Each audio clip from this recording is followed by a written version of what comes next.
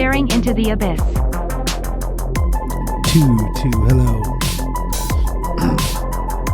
Hello. Hello, check. Weenus.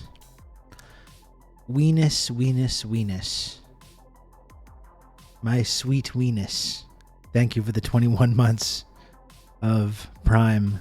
Thank you, Weenus. Thank you. Thank you for that. And hello, everyone. Hello, everyone. This is not a Sriracha shirt. It's a official TRRS merch thing, which you can also purchase by using the !merch command in the chat. You too can have one of these cool shirts. You too can support and uphold Juche. You can support and uphold the Democratic People's Republic of Korea, but in like a subtle and not weird way. That's the kind of genius of this shirt. You can support the DPRK correctly, as you should, but not in a way that's like alienating to people. Maybe it is, I don't know. Maybe it is. Anyway, fuck them. We shouldn't worry about those people anyways. What are we going to do? If people tell you to jump off a cliff, you're going to do it?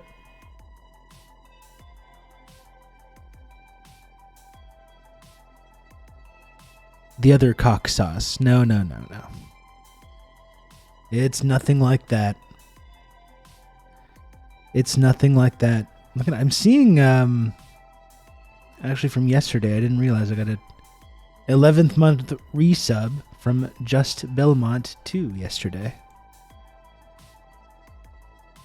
I'm going to go ahead and add that to the total. My total, which does not now seem to go up automatically anymore. Oh, how was everyone's weekend? It is Tuesday. Because I never know what the hell's going on, I didn't realize that it was a holiday yesterday until like the day before. So I took the day to get some stuff done. I mowed the lawn. I spent time with my son. I went outside. I touched grass. I know you all wanted me to take my time on that beautiful day, the holiday, no less. You wanted to take my time and shut myself in here and turn on my camera and start yapping away about all sorts of stuff, didn't you? Didn't you? Huh? Yeah, you did. But gotta go touch grass sometimes. Gotta get some air. Spend time with loved ones. It's not just about you, chat. It's not just about you. Okay?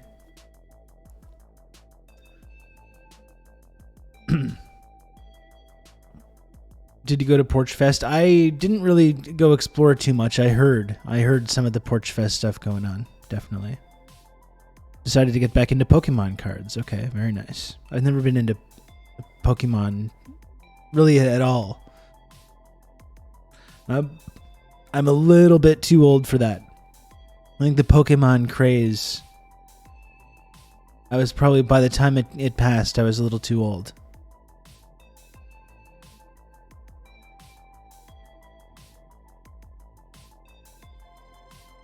Hello, Carrier Wave.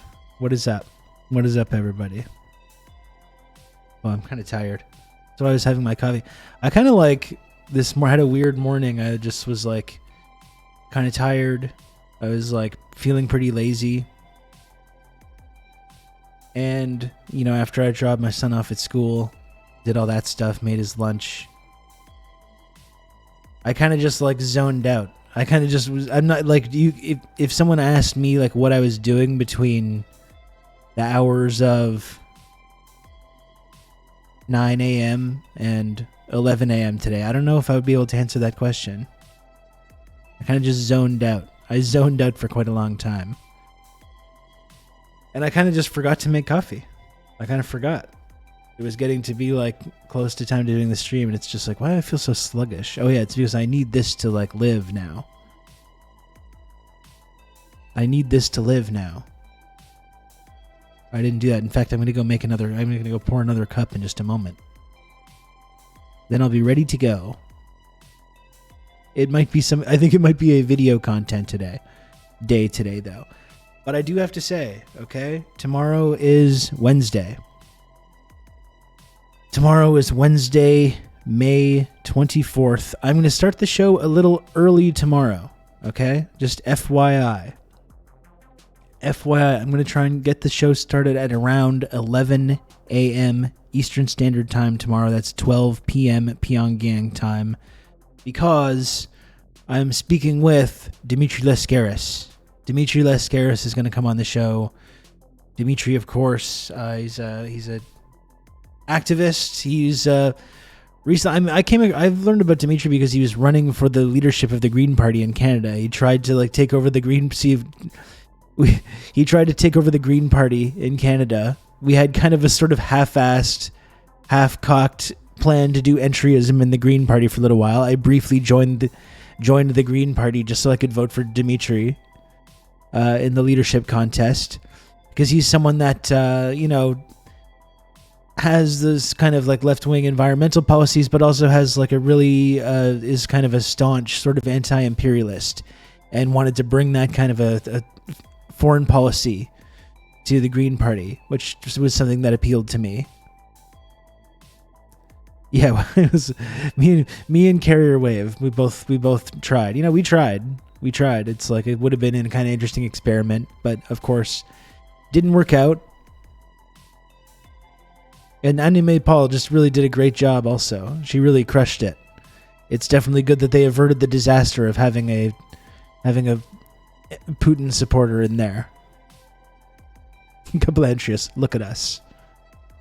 Look at us. Who'd have thought we'd be here doing entryism in the Green Party?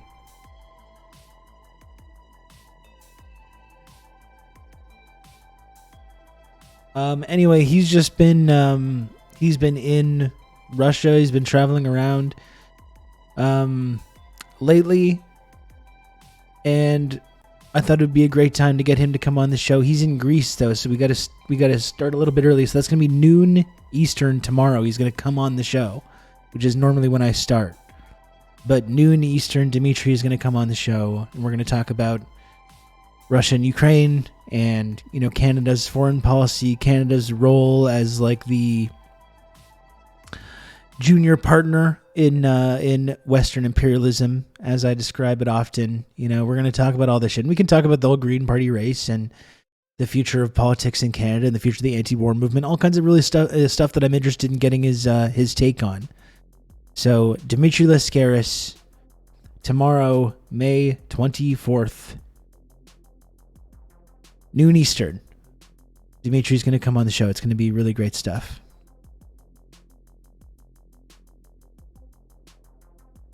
I'm looking forward to it.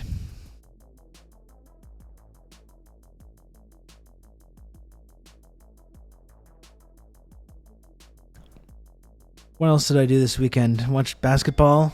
The NBA playoffs have been very entertaining. Good game last night. Was happy the Nuggets swept Le China, Le Fake, Le Choke. It's been swept. The hated LA Lakers have been vanquished. Looking forward to seeing the Nuggets in the finals. It looks like it's going to be a Nuggets Heat finals, unless there's some kind of improbable miracle going to happen in Boston, but we all know that's not going to happen. We all know that's going to happen.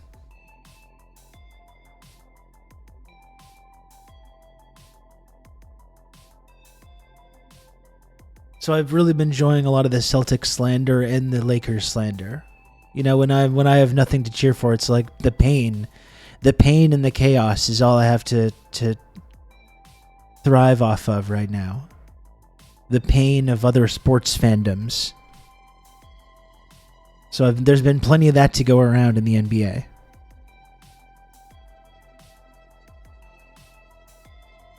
I'm still confused as to the war in Ukraine, because depending on who you ask, either Ukraine or Russia is just about finished, and last time I mentioned that in here, Friendship Triangle Carmine said, Ukraine is finished. How do y'all even know?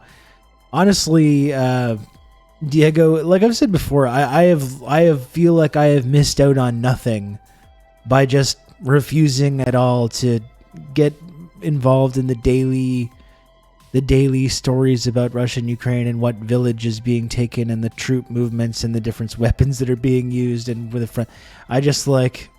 I feel like I have lost nothing by really just not focusing on that whatsoever. I don't know. It just, you know what I mean? It's just, it doesn't feel like any of that has really like changed any of the calculus.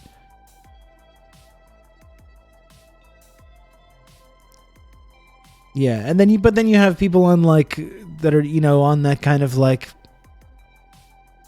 the people who have had their brains broken by this, on the anti-imperialist side, like holding up the images of like the Russian flag flying in Bakhmut and comparing it to like the Soviet flag in Berlin, and it's like, I don't know if this is really the same kind of analogy, you know? I don't know if that analogy really makes sense.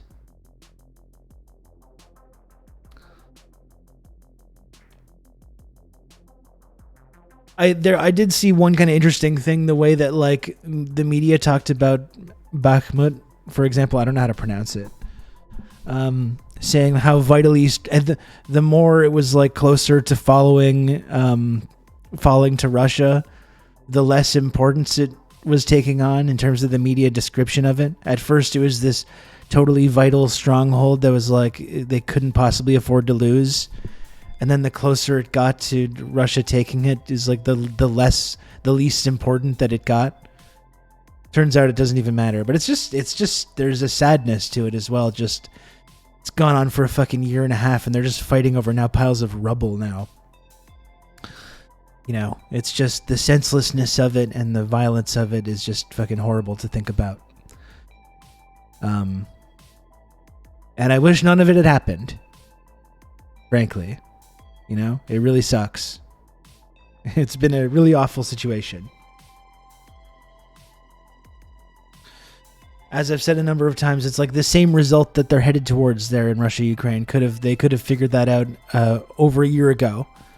You know, I feel like it was clear to all of us without even following the ins and outs of all the where the front lines are and all the different details of who's doing what and where and with what weapons and stuff. It's like, all of that could have just been avoided. The same result that we were talking about a year and a half is going to end up being the result.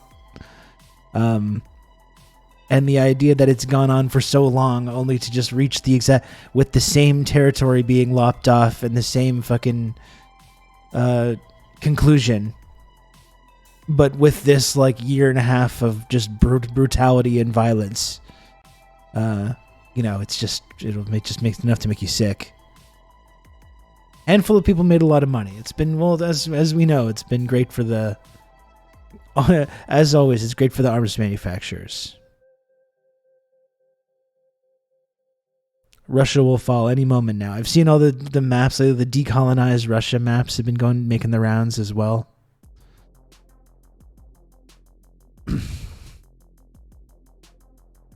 I mean, yeah, Emily, I mean, it's for the arms manufacturers, it's great for them, right? It's like NATO is not officially in the war, so we don't have to send our own guys, but we do get the endless money printing right from the US government and the Canadian government for weapons that we're going to send over there that some Ukrainians that have been barely trained can now have for a couple days before they get fucking turned into mist. You know? It's just like taking money and just pouring it into this big fucking hole in the ground. You know? Great. It's just depressing. The whole thing's depressing. Your point about millions of Ukrainians having fought and suffered to help inside the Soviet Union against the fascists is really poignant. It makes me very sad. This old unity has been destroyed with so little effort from Western propaganda. Yeah, I mean, it's not just Ukraine, right? It's all these former republics that were strong allies, that had this united front against Western imperialism, and were delivering huge gains to working people like in their own societies. and the way that like so many of these countries now have fallen and just become like pawns for NATO and just become, you know, little junior partners in the, or not even junior partners, like fucking mail. You're in the mail room. You're in the NATO mail room, basically, as a nation. All these former countries that used to, like, you know, have this connection with one another, this deep connection, trying to build something better, trying to claw power back from the endless hegemony of like the colonialist countries. And it's sad how there's just so many of these places are just now just like, you know, anti-Russia, rehabilitate all the fascists, you know, not just in Ukraine, but it's all over these all over these former republics. Rehabilitate all the fascists, rehabilitate all the nationalists, bury the socialist legacy, just heap dirt on the socialist legacy and piss on the fucking grave. So you can be an outpost for American military bases, aiming missiles at your former allies. You know, it's sad. It's sad stuff. Hey Brian, what's up? First time in 3 weeks that the smoke is cleared enough that I can see the sky. It's been the footage coming from Alberta has just been absolutely fucking apocalyptic with the air quality and everything. It's crazy that that's just like an annual thing now. Like, not necessarily in Alberta, even though there's been a few rounds of it now in Alberta, but it's just wildfire season now. And there's, whether it's in California or in Alberta or like good old Rob to talk you through in all BC this. Or wherever it is, there's just entire towns being incinerated. There's these massive, like, weeks or months long, like air quality dips as it gets just like blanketed in wildfire smoke. Yeah, for several months of the year, the entire West Coast just goes up in flames. Like, I understand that happened to a certain extent before, but it certainly feels a little bit more apocalyptic now, doesn't it? You can count on me. You're going to have good old Rob to talk you through Brian, all this. Thank you for the gifted sub. Thank you, Brian, for that. And thank you, Slightly Tethered, as well, for the 17 months of Tier 1. As I manually go in here and update my thing, which now just does not update automatically. We love it. We love it. We now have 2 seasons, Winter and Wildfire. Wildfire. Yeah, that's fucking wonderful.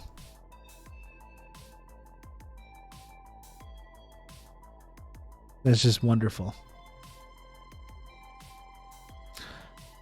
Yeah, I'm gonna have to have just a little bit more coffee, I think. As you can see, I'm very subdued. Subdued Rob. He's a very subdued dude.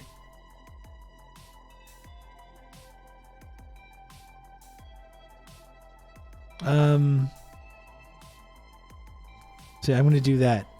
Very subdued. Today feels like, especially with the energy level that I'm operating under, feels like a video content day. It is time to break out of rain. Unfortunately, I don't have one. Like, there's plenty of stuff I could have accomplished this morning, and I just kind of fucked it up, honestly. I could have just gone right across the street to get a nice rain total body fuel right before the stream. It'd be hitting very nicely right now. Everyone talks about sub dude, but what about dom chick? They're married, actually.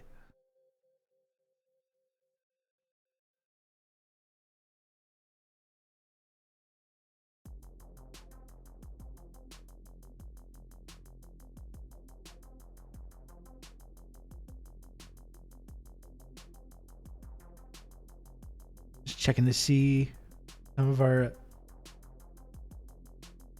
normal sources for video content.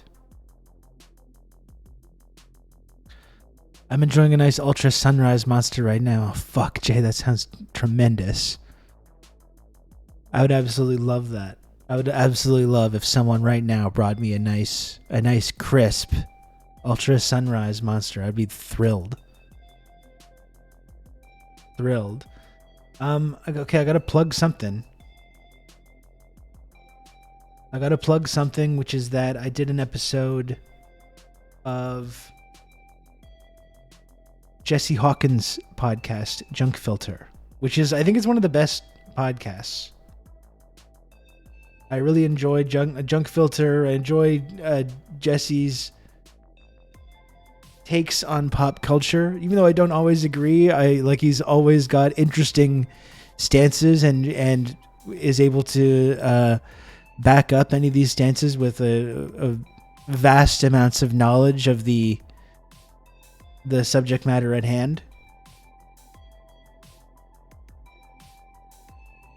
So I just did an episode of him for the 40th anniversary of Return of the Jedi. It's the 40th anniversary of Return of the Jedi, and it's almost my 40th anniversary as a human being. Is it next week? It's the week after.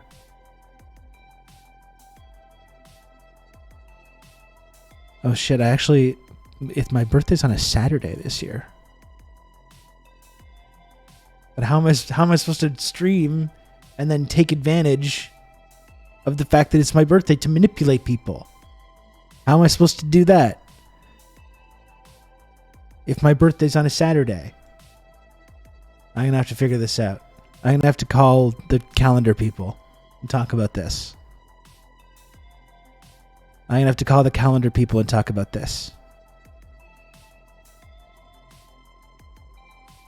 It's just got to be birthday week. Thank you. And yeah, Gen X Bushy, I think so too. Like Empire Strikes Back is my favorite one, but I really enjoy Return of the Jedi. I think it's the last time I did my Star Wars films ranking. It's my fourth favorite. It's my fourth favorite Star Wars film. I have it ever so slightly behind Revenge of the Sith. And anyway, so I did this episode of Junk Filter talking about Return of the Jedi, but it is a Patreon episode for Jesse, for Junk Filter. And listen, I would encourage everyone to just, even if you can't subscribe to the Patreon, you should definitely subscribe to Junk Filter, just on whatever podcast apps you use, just because I really enjoy it.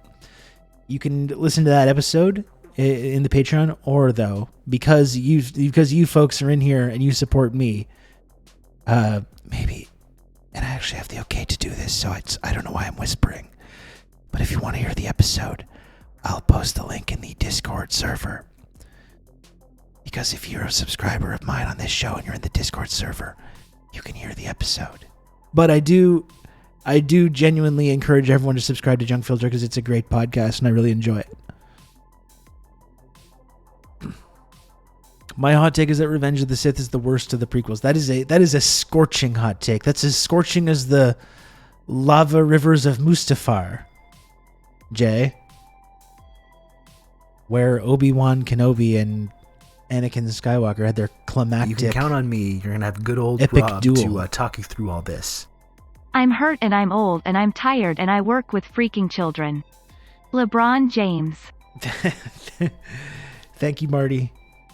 26 months. You can count on me. Tier 2 have good old Rob to talk you Marty, through all aka this. Outrun. Revenge of the Sith is the worst one. Though make no mistake, they are all bad. What are these takes? Marty, thanks for the 26 months tier 2, and thanks for everything you do for the community. I really appreciate it. Thank you. And I'm happy you got your computer back. And thank you, James, for the 25 months of tier 1. But don't agree. Don't agree with this stance at all. Don't agree with this stance about Revenge of the Sith.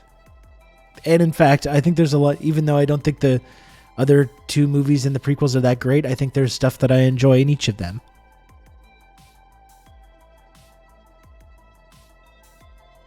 You don't have the high ground at all. No. No.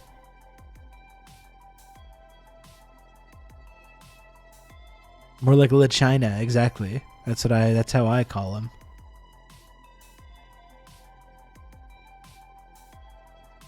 Okay, we're not relitigating this. We're not relitigating any of this. Okay? I'm right. I've talked about it. I've talked about this already. And I'm just promoting a podcast where I specifically talk about this. You underestimate my power to derail the stream, to get into the minutia of the rankings of the various Star Wars films.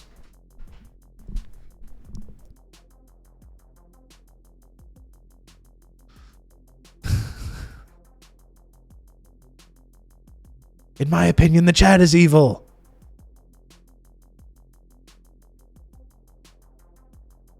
Do you hate Red Letter Media, Rob, because they'd never be popular if it wasn't for their scathing reviews of the prequels? Yeah, and I remember watching all those when they came out. They've done a number of other things that are very funny too, and I enjoy those. I do think, though, in light of the Disney trilogy, it's impossible to not look at the prequels and just be like, and notice that, like, well, there's still some interesting stuff going on here, even if there's a whole lot of problems, but there's something about it still being, this singular artistic vision that I do really enjoy, rather than this like kind of like corporate committee based like storytelling thing, focus group based on like focus groups, and it's like it's algorithmically driven. Even though I think in my ratings, I think I ranked them higher. But even as I'm describing it, I don't think they are better.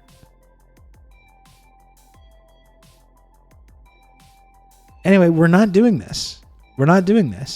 I shared the podcast where I talked about Return of the Jedi. If you want to hear me talk about Star Wars, I think you should listen to this podcast. Okay? And as I said, I'll put a link in the Discord server, so you can download if you subscribe to this show, you can download the episode. So if you want to hear me talk about Star Wars, just listen to that. If you want to hear me talk about Star Wars, there's a whole podcast where you can hear that. Okay? We're not doing this. We're not going down this road. You're leading me somewhere I can't follow.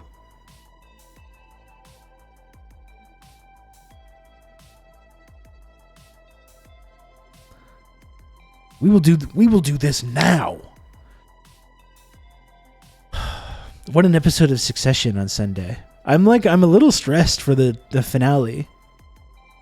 Like, they've got another, like, at least just in what they've set up this season of Succession, they have like another 3 or 4 years worth of stories that they could tell, just like with what has been set up here. The idea that it's just like ending is, and I understand, like, artistically, I get that as well. It's like, it's good, I think, in a way, to just end the thing rather than let it become bad, rather than let it like get old and become lame. There's something to be said for just going out totally on top, which I do kind of respect, but I am a little depressed about it. I'm a little sad that there's not going to be more.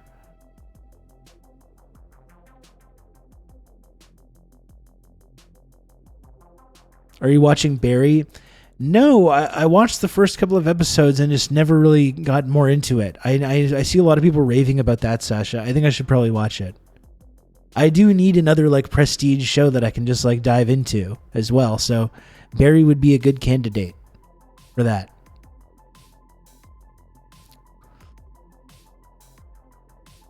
Did you ever The Tragedy of Rob? Last Jedi is a bad movie, Rousseau. It's not good.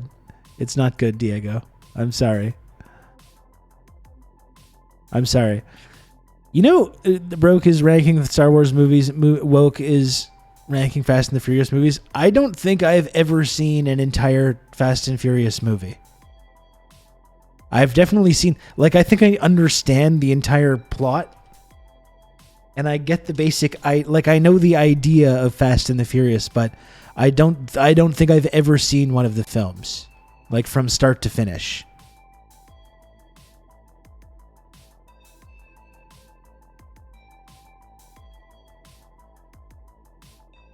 Family.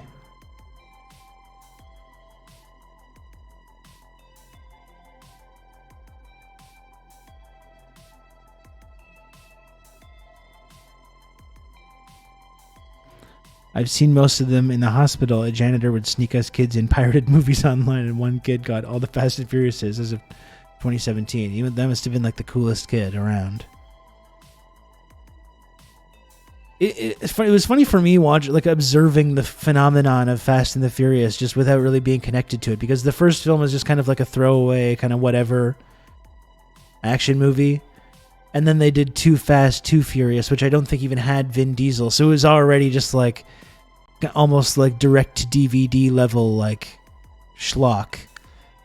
And then they did Tokyo Drift, which was just kind of whatever, which some people have said they really enjoy. But then all of a sudden, and then it comes back, and then it all of a sudden gets really big, and it becomes this kind of like cultural thing. And then all these different big action movie actors start joining the fray, you know? So it's funny because it was just kind of like it was kind of an afterthought. And then it's become this huge phenomenon kind of thing.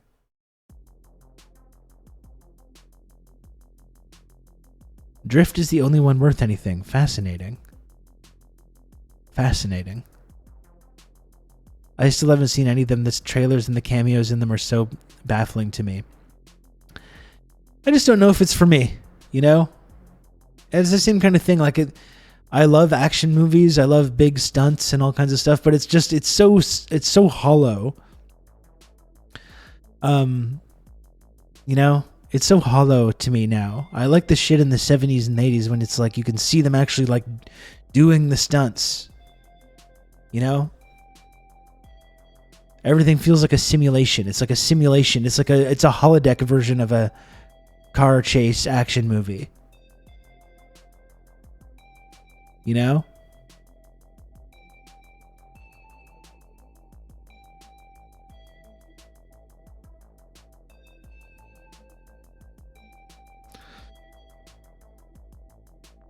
Yeah, that's a good point. Like, no one ever dies, so there's no suspense.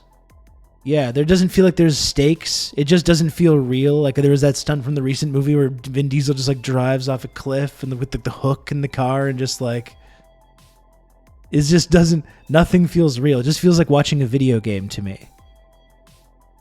You know?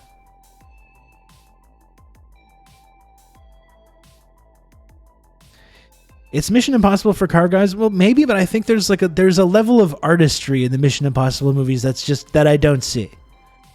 Yeah, and I don't deny that they're fun either. Like, I know it's probably just like dumb schlock, and like you can just unplug your brain and have it on in the background and look at your phone and see the explosions and hear the one-liners, and it's probably enjoyable on that level. I do think there's like a level of artistry going on with the Mission Impossible movies in terms of like action filmmaking. That does have more of that old school sort of ethos,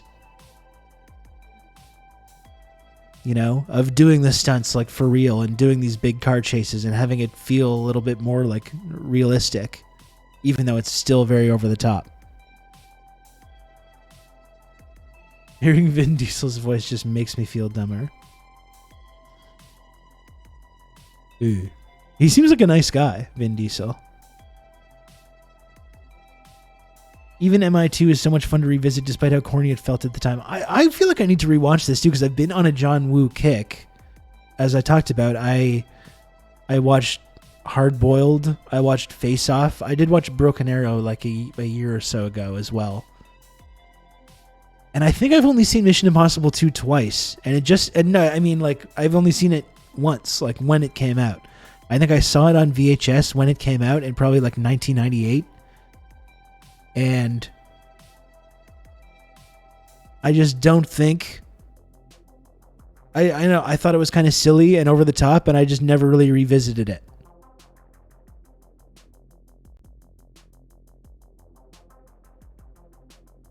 Face Off does rule. I talked a lot about that last week after I watched it. I saw it in the theater in 1997, and I hadn't revisited it for a couple of years, and I rewatched it the other day, and I was just like, God damn, this is so fucking great.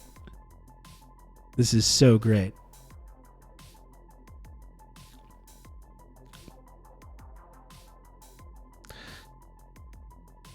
It's funny that you mentioned the Terry Gilliam Baron Munchausen movie too, Diego. Like I was just scrolling through like my Plex server, and I saw that I had that, and I haven't seen that in years, and I was like, I should give that a rewatch as well.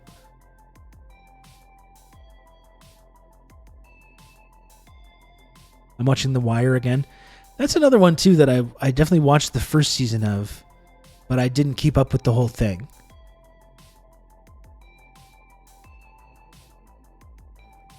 The Con Air, Face Off, The Rock run, the Cage ad is just amazing. Yeah, absolutely. That was a legendary run, definitely. That's what I was talking about, Face Off in particular. Like, it's literally some of the best actors to ever act in films. And maybe the best action movie director ever. Coming together just at the absolute height of their abilities to make like the stupidest movie. It's so stupid, but they take it 100% seriously, and it just works.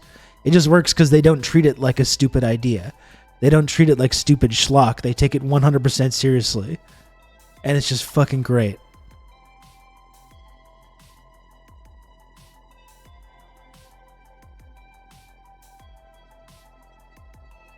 I'm in season 4 of my The Wire rewatch. Started watching it for the pod yourself, The Wire, and got way ahead.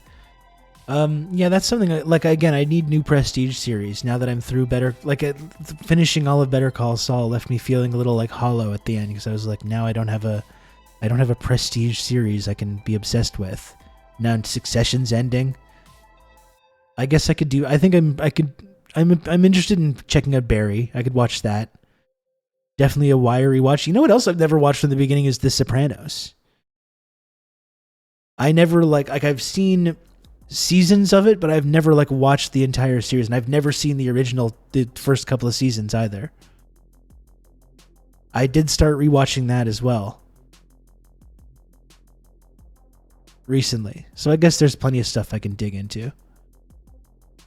I finally moved on to the Dragon Show. It's about time, Sean. I've been banging this drum for a while. What episode do you want? Because it gets really good.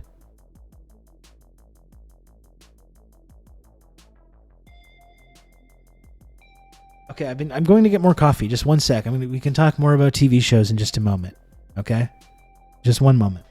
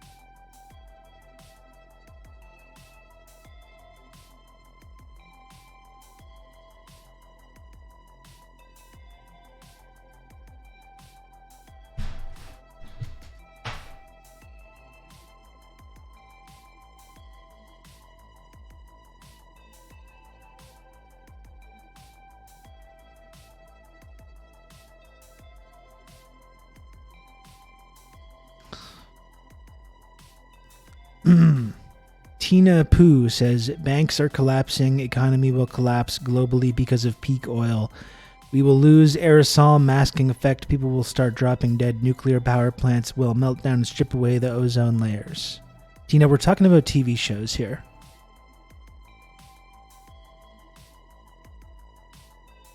We're talking about TV shows right now, okay? Listen, I get it. I get it. We're trying to have some lighthearted chit chat right now. Well, we can't talk about yeah. The world's ending. Okay, the planet's dying. We got it. We got it. Can we talk about TV or what?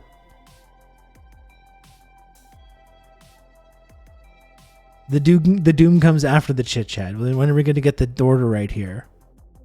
We will be extinct before 2026. Well, it's until we Listen, if that's the case, You know what? Why don't we just hang out and just watch TV and talk about it and just try and enjoy ourselves rather than freaking out? Why don't we just sit and feel anxious about it every single day? How about that? Let's watch Entourage.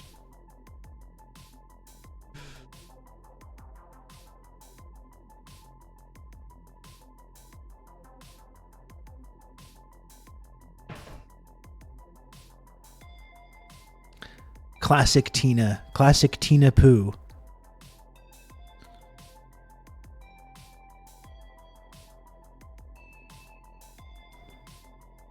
Anyway, I don't even know where I was.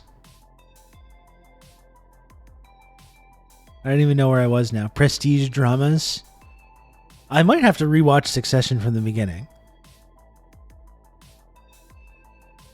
I might have to once it's over.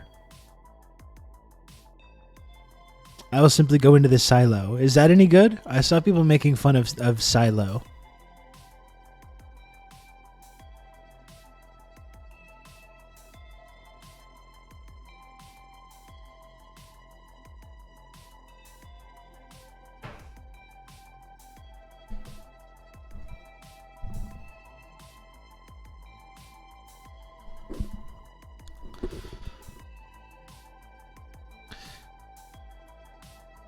First 2 episodes were decent, but it's very much mystery box J.J. Abrams storytelling. I've got to say I'm pretty tired of that kind of shit.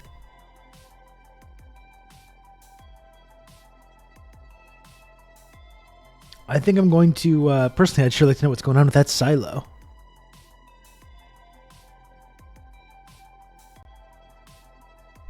Wait till the last season when it's revealed that,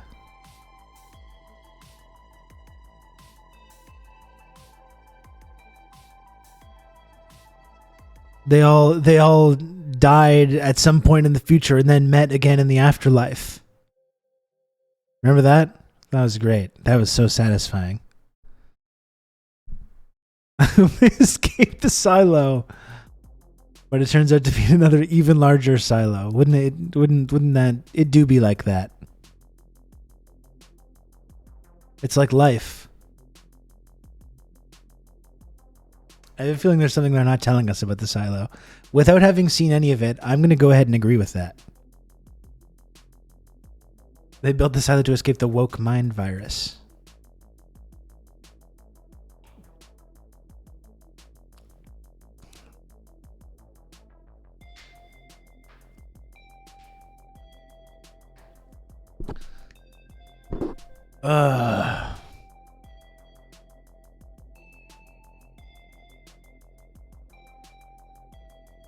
So, prestige dramas. What else do we got? What else do we got here? So I guess I can do Barry. I have to plug things into the gap in prestige dramas. That I'm left now with Better Call Saul and with Succession. I must say though too, because I haven't been doing any Cyber Rob streams. I've not been playing Cyberpunk 2077 at all because I've got really over the last 6 weeks, 2 months, I've been watching so much NBA playoffs. And there's just been basketball every night, and now it's getting to the point where I think there's the game. Is it tonight? The Heat Celtics game? I'm pretty sure. And then after that, there's just no basketball till June 1st. Which I don't know how I'm going to handle. That's game 1 of the finals, I think. It's June 1st or 2nd. I don't know how I'm going to handle it not having basketball to watch at night, not having playoff basketball. It's actually kind of sad.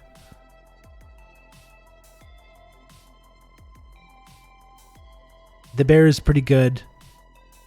I didn't watch the new Odenkirk show. I just imagine that it's always impossible to follow up these kind of legendary performances. Chad will help you get through it. Well, that's what I mean. It's now that my nights are going to be more freed up again because there's going to be no more basketball for a little while. I should be able to bring back everyone's favorite gaming segment, Cyber Rob 2077. There's been a 6-week break in Cyber Rob 2077. We're going to get back into it.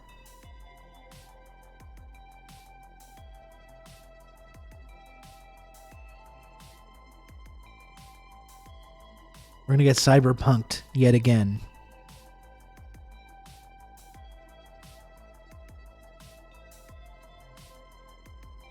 They call him the Blade Runner. That's right. They do call me that.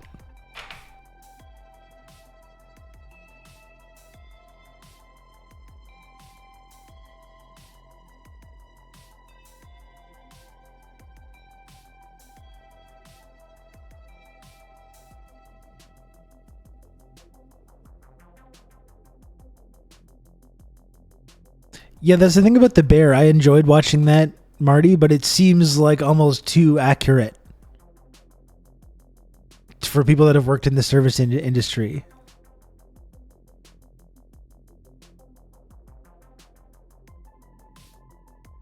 It seems like it would be make you very anxious. Like, I've been a busboy, but never really, not for enough of a period of time that it was like I really got the scars from it, you know? Like, I know you put in Marty, you put in the time in the trenches there. I did some time, but it was only it was kind of a brief moment. But the acting's very good. 12 years cooking and serving. Brian's a veteran as well, service industry veteran.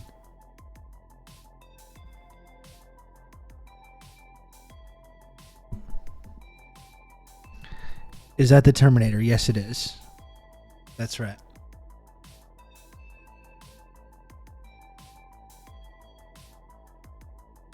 Service well veteran. Thank you for my service. Generally, I do believe our noble bartenders and waiters and busboys and servers are not only braver than the troops, but more important to our society. They fulfill a much more important role in our society. Actually contributing something meaningful. Contributing something meaningful to the community. You know?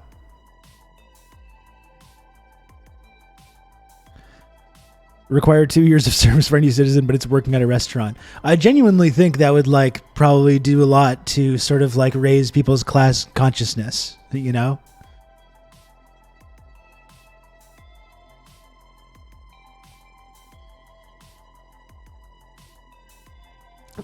I've heard that the rise of Ramsey has a lot of petty tyrants thinking they could be the same. I'm sure there's no shortage of that, and then people that have worked a long time in that industry can attest to that as well. These little these petty tyrants with their little fiefdom in whatever random podunk town or whatever.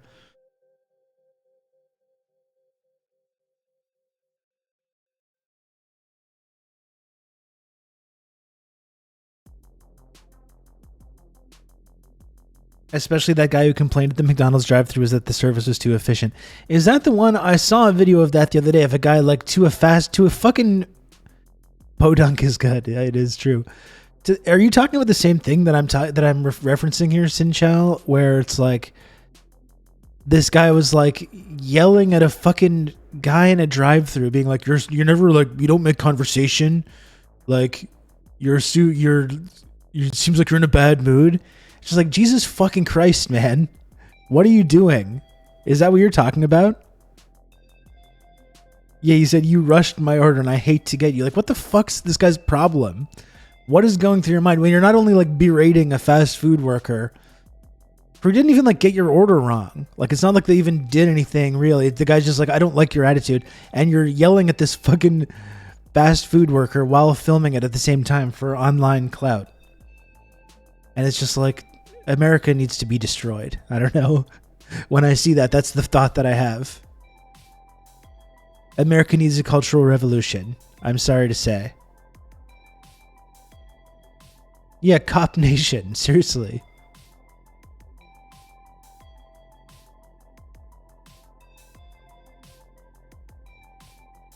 Yeah, that made me irrationally angry. That made me irrationally angry. I wanted to powerbomb that guy through a table.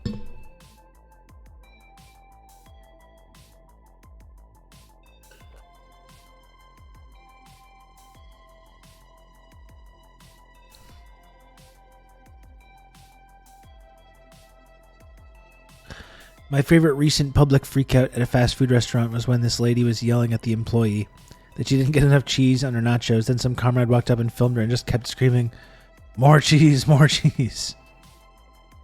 I just don't know what's going through your mind to be yelling at service industry workers like that. It's just the most like entitled, like arrogant mindset. I just like can't even fucking imagine. Like, you know what happens? Because, you know, you go to a fast food restaurant, they fuck up your order or something. It's like mildly inconvenient. You know what I do? I go, that's annoying. And then I just go on with my day.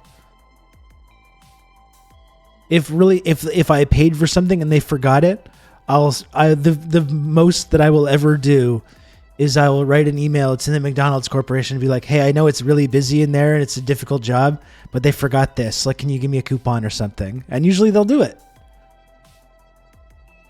You know, and that's the absolute extent.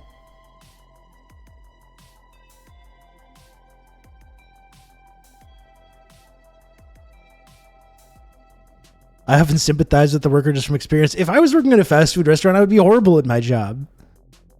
I would be fucking people's orders up all the time. Can you get coupons without having the experience? You know, I don't want to advocate for any like illegal behavior here, but I'll bet you I doubt that they check into it. I doubt that they look into it. If you just write and be like, "Hey, by the way, I was there at this restaurant at this time and my order got messed up," they'll probably just send you some free stuff.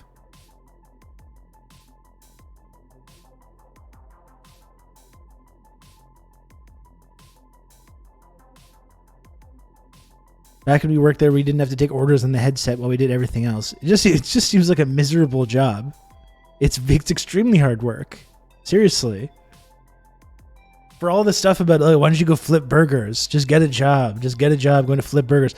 Simultaneously, "Oh, just get a job getting to flip burgers." But then when people that actually do flip burgers for their job are like, "Hey, can I have more money? This is actually very difficult. And it's 1,000 times more expensive to be alive now than it was, 20 years ago." And you're like, "Why are you complaining? It's easy. It's easy to do." It's not easy. It's not easy. It's actually extremely difficult and very stressful.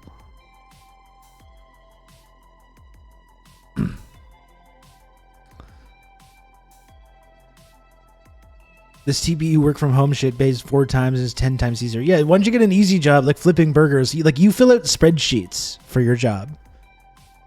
You sit in a chair and fill out spreadsheets. It's not, like, that's an easy job. That is an easy job.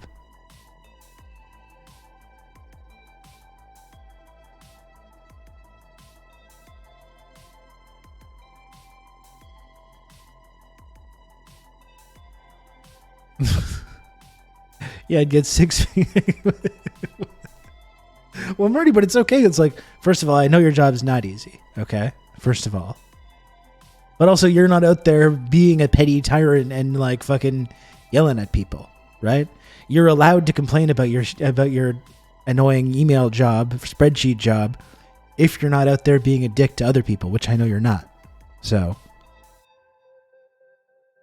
I'm an engineer, and most of my day is spent watching Rob stream and writing emails. That's good work if you can get it.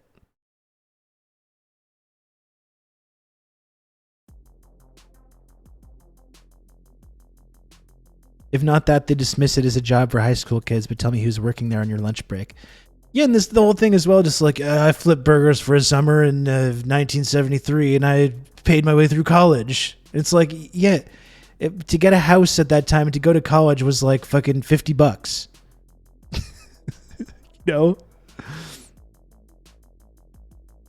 A bit of an exaggeration, but it was like you could go, you could get a job at a fast food restaurant, save up some money, you get a place to live, maybe pay for a college education,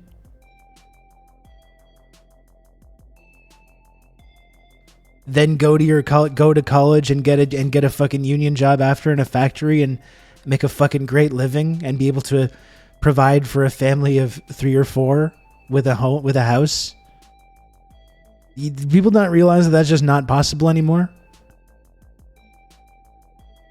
I mean, I think on some level these people do understand that these boomers that had all these opportunities and these like abilities to have this like middle class existence that just doesn't exist anymore? Just get a job. Just go to college. Go get a job in the box factory like me. But this job doesn't exist anymore. Your generation sent them all away. You moved your manufacturing industry to China, and now you're mad at China. The same people that cheered it on. They cheered it on the whole time. This is great. We're making money hand over fist. We don't need a manufacturing industry anymore. Then you're mad at China, and you're mad at the next generation for being lazy. And it's like, you know?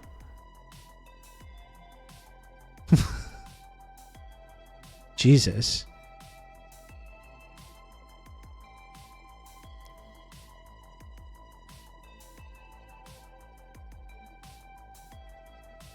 You worked at a box factory. My dad and uncle worked at a box factory. Well, then that's like, it's cool to work in a box factory. I just like, I always use that as an example to just talk about these kinds of jobs that just don't really exist anymore, which people used to be able to do and not only earn a decent living, but be able to save, go have a home, go on vacation.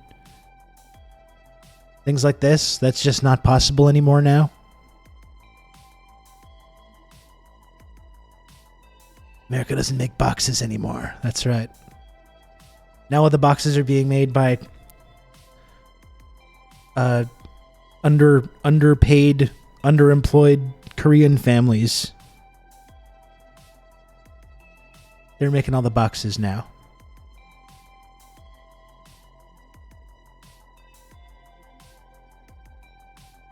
What else are they mad about? They had a great growing up. That's what these people just, they're perpetual victims. These types of people, you know?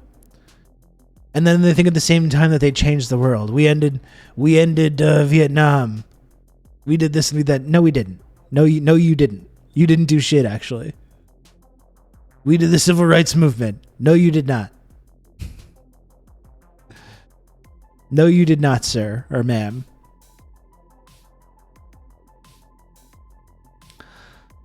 Did ya? We make intellectual property and weapons manufacturing. Great stuff. Fantastic.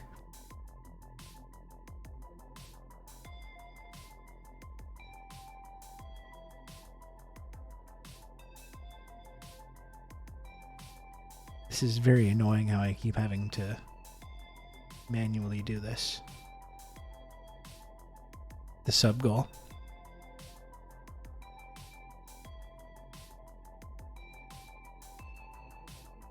It's just me watching the consequences of my actions in real time and inexplicably blaming the generation after them. Yeah, it's been just, you know, it's really frustrating. I guess that's one interesting thing is like with our generation, like our generation and below, we know that our quality of life is going down. We know that it's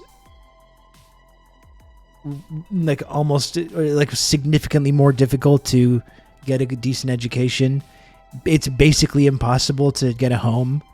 You know, our government doesn't build, the state doesn't build anything anymore. We don't build infrastructure. We don't build new housing. We don't build rail. We don't invest in infrastructure or transit or any of these things. And I think everyone in the generation under ours, you know, coming from me, my almost 40-year-old ass, but we know intrinsically like whose fault that is, right?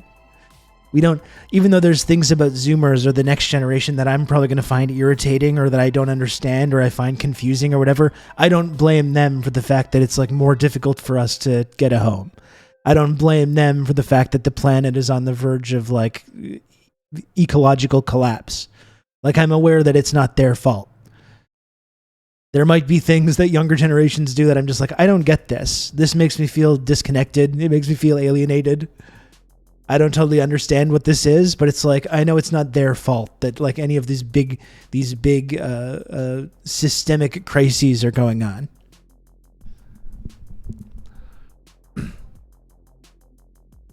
Knowing you aren't supposed to get it is the key for sure. You know, I saw a really good interview on TikTok earlier with just a clip from an interview with McCartney with Paul McCartney in the early 80s talking about like punk music. And he was just like, yeah, I like that they're just doing their own thing and they're not just doing what their old people are into. It actually sounds like a lot of their early rock stuff that was going on in the early 60s. And I like their clothes and their hair and stuff. I think it's great. You know, I think that's a good attitude. You know, yeah, you're not supposed to get it. It's not for you. You don't have to get it. You don't have to like it. It has nothing to do with you. Just let them fucking live their lives. Let them rebel or do whatever they want, you know? And then you wrote temporary secretary. Yes, you did. And it fucking slams. I'm a little tepid on temporary secretary, even though I appreciate the effort to try to do something new and interesting. I'll say that much with the arpeggiator and everything there. It's a weird song, that's for sure. But I do enjoy that album, especially Coming Up, which is a fucking great single. Temporary secretary.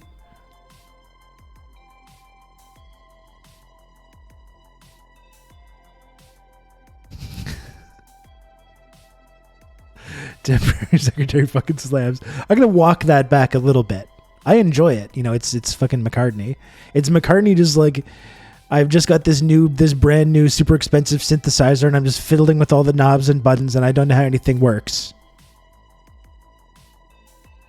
I only listen to Steely Dan.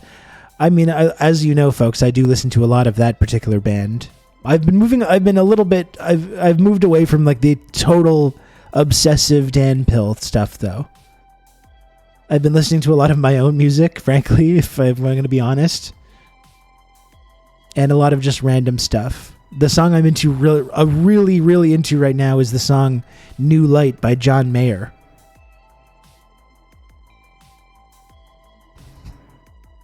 I tried to talk about it in the Discord, and there was not a lot of other Mayer heads. No, it doesn't sound like Randy Newman. But there's nothing wrong with Randy Newman. Even if it did, there's nothing wrong with it.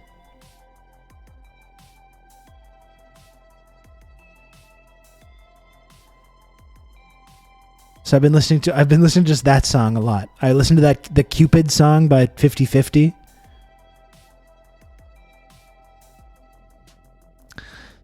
And now I'm just listening to New Light by John Mayer. It's a fucking great pop song. The thing about John Mayer, he's extremely talented. Extremely talented. I think it can be maybe a little bit irritating or a little bit top 40 formulaic. Incredible talent, though. Really incredible guitar player. Very good songwriter. Fills his like backing band with like really capable people as well.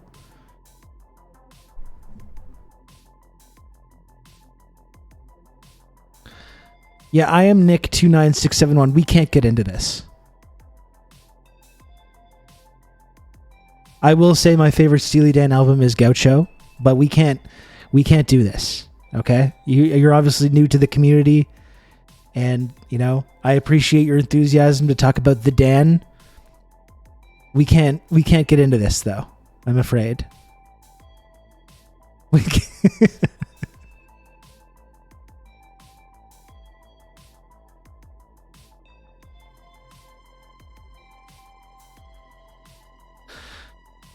We're not going to do it.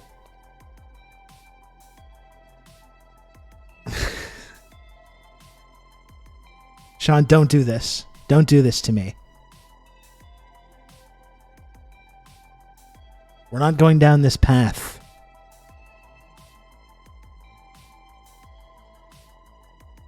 Oh, man. Now the questions are just coming fast and furious.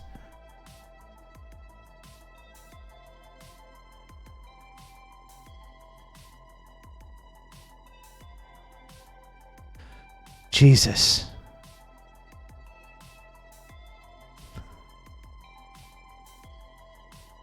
Maybe this should just be the whole stream today. What about that? What about that? What about this is the whole stream if we just talked about prestige dramas and music? Maybe we don't even have to do anything serious at all.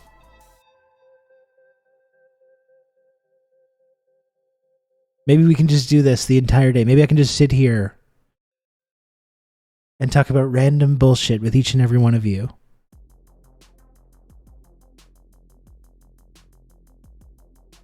That could be kind of fun.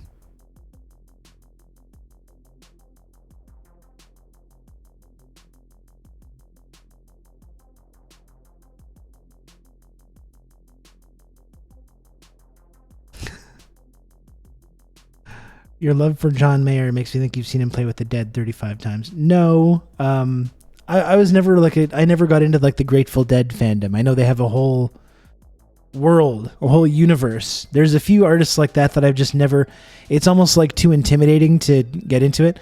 The only Grateful Dead song I've ever really connected to is that single they did in the 80s, Touch of Grey. That it's more of a pop song, which is fucking great. In the video when they're all skeletons and stuff. Are you very passionate about the Dan? Nick, please, seriously.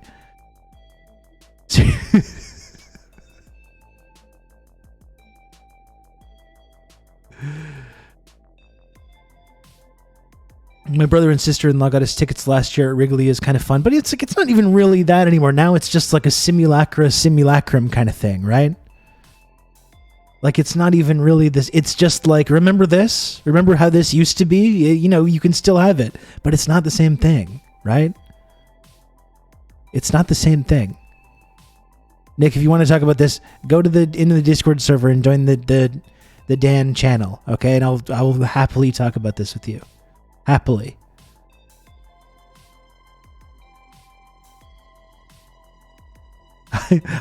Poison, I like Touch of Grey. I like that song.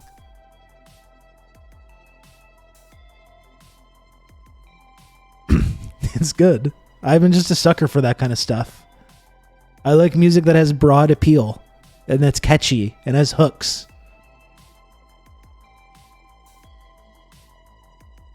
I do. Yeah, you can play a great bluesy solo. Give me some hooks. All right?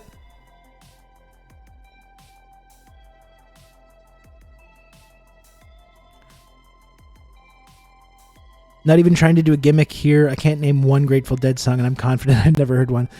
Really, the only one I could name is Touch of Grey. I'm one of those guys. And I know they have a very famous album. Is it American Beauty? Which I remember I think I tried to get into at one point, and I just never was able to do it.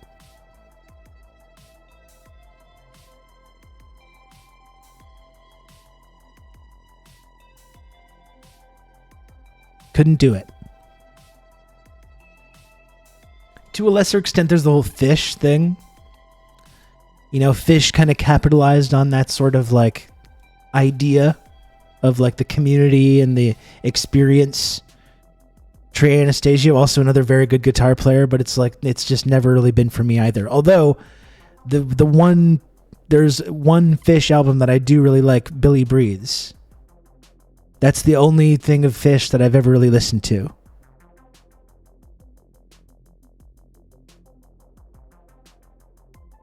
Billy Breathes is a very good album. I think there are really some people that were raised by dads really into Stevie Ray Vaughan, and John Mayer ended up being the closest thing because no actual good blues got radio play. That's part of probably some truth to that, Marty. But that's the thing. It's like he's a great blues musician, but he wrote like radio friendly, middle of the road pop songs, though. I mean, that's the thing. He has that ability, but doesn't really like. You might see it live or whatever, but doesn't really apply that to these big top 40 kind of style singles that he puts out. Although I did really like New Light, because it's just a cool kind of 80s sounding pop song that's a little bit different from his other middle of the road pop songs, but it's got a very nice little bluesy solo in there.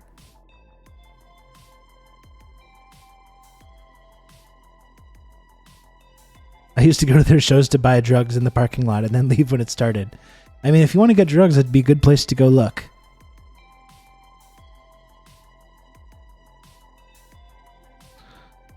I wish my folks had been into jazz and stuff. My mom was obsessed with John Mellencamp. I mean, my dad listened to a lot of this stuff that I still really enjoy today. Steely Dan is one, you know. Dire Straits, of course. Dire Straits, that's a big dad rock band, which I still do quite enjoy as well.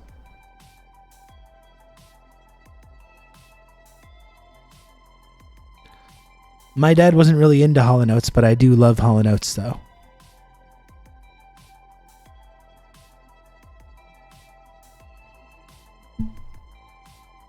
Classic.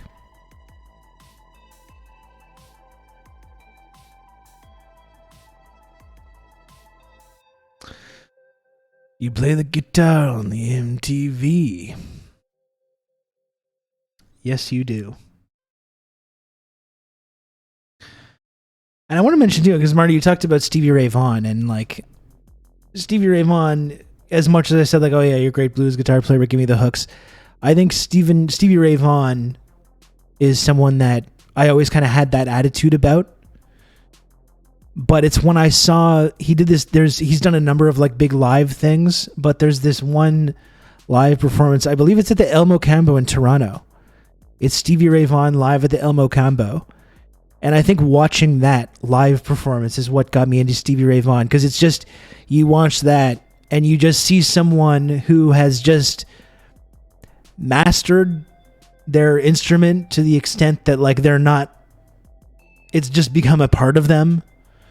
You see him like playing and you know that he's not thinking about, oh, I'm going to play this little scale, I'm going to do this, I'm going to do that. It's just like, it's almost like magic. It's just like the ability that he has. And it's just effortless. Yeah, it's effortless is a good way of looking at it. You see him doing it, and it's just like nothing to him. The most incredible playing you can possibly imagine. It's just fucking great. That's a tragic rock death, the Stevie Ray Vaughan helicopter crash. That's a sad one.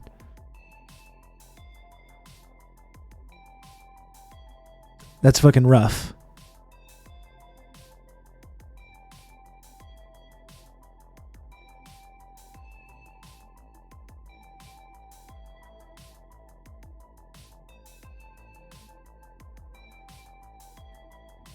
This is why Stevie Ray was so good on David Bowie's track "Let's Dance" for sure. I mean, there's a reason that he's playing on those '80s, that '80s Bowie album, because Bowie surrounded himself with just the fucking best talents. Tony, I love that '80s Bowie stuff just for that exact reason. You got Stevie Ray Vaughan playing, you've got fucking Tony Thompson on drums, like one of the best drummers ever. It's just like, just phenomenal.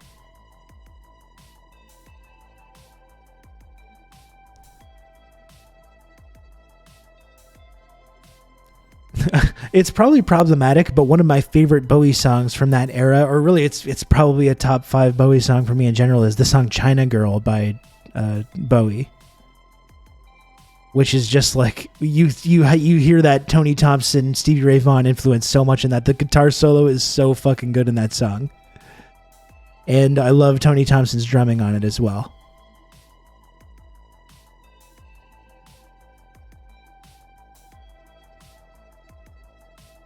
It's really cool. That's one of my favorite guitar solos in a pop song. It's just so clean.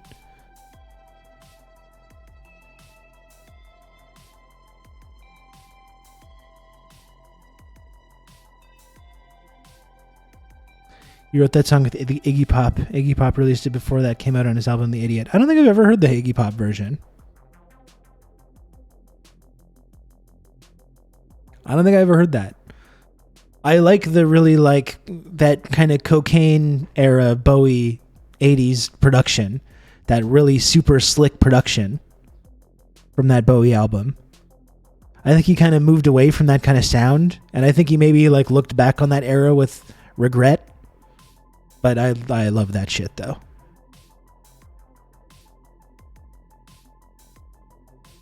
I really love that shit.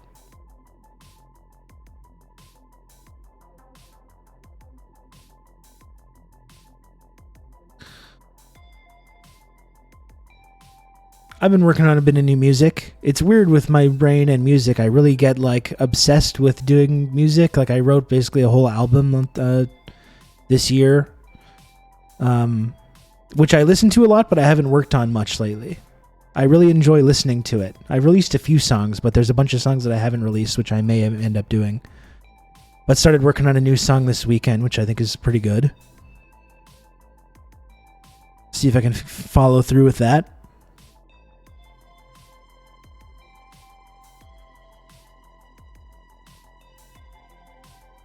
Pretty happy with it.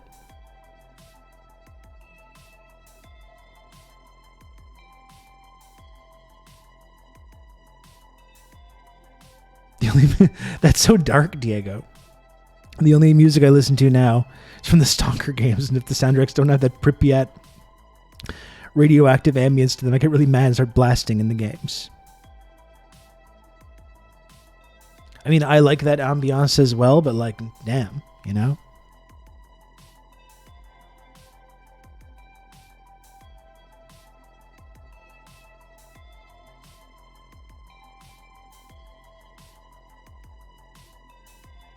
Have you titled the new song yet? It's funny because I was actually like tinkering around with it, and my son was like, because he's been kind of interested in like hearing some of my music lately. He thinks it's kind of cool that I can like make songs. And there's some of my songs that he kind of likes that he specifically requests to listen to, which is kind of nice. But he asked me like, he saw that I was tinkering with the new song, and he was like, what are you doing? And I told him, and he was like, can the song be called Let Me Die? I was like, maybe, yeah. That's a little dark, though. That's a little grim. I don't know how that's the first thing that you came up with here, but we can see about that maybe. But like, fuck, that's like kind of intense. I know sometimes people do like, you know, fake stories about their kids saying adorable or weird things for like clout, but this is genuinely something that happened this weekend. It's an attention getter. I actually did tentatively name the song Let It Die. Tentatively.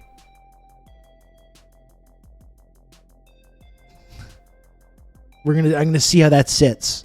It's not totally done. I've got a bit of it written, but I think it needs kind of an official chorus segment. So I need to see if I can work the hooks around that. It is an attention getter. What's your setup? You're a pedals and effects guy, or is everything in the DAW? I mean, that's the thing, Old Dutch. Like, I love playing with that kind of stuff, but it's been, you know, it's just I don't have the fucking time or like I can't be breaking out all the pedals and all that bullshit. I just do everything in FL Studio. I do all the guitar stuff and all the effects and everything. I just do it all there through headphones. I enjoy playing with that analog stuff, but it's just the ease of use and the ability to just like I can just plug my guitar in and just have access to like every single fucking great guitar sound that I could possibly imagine, and all this different synths and everything like that, you know. I would like to get like an actual synth at some point. I know there's some decent ones that you can get for pretty cheap. I would like to get an actual synth at one point that I can screw around with, but I do everything just in the DAW.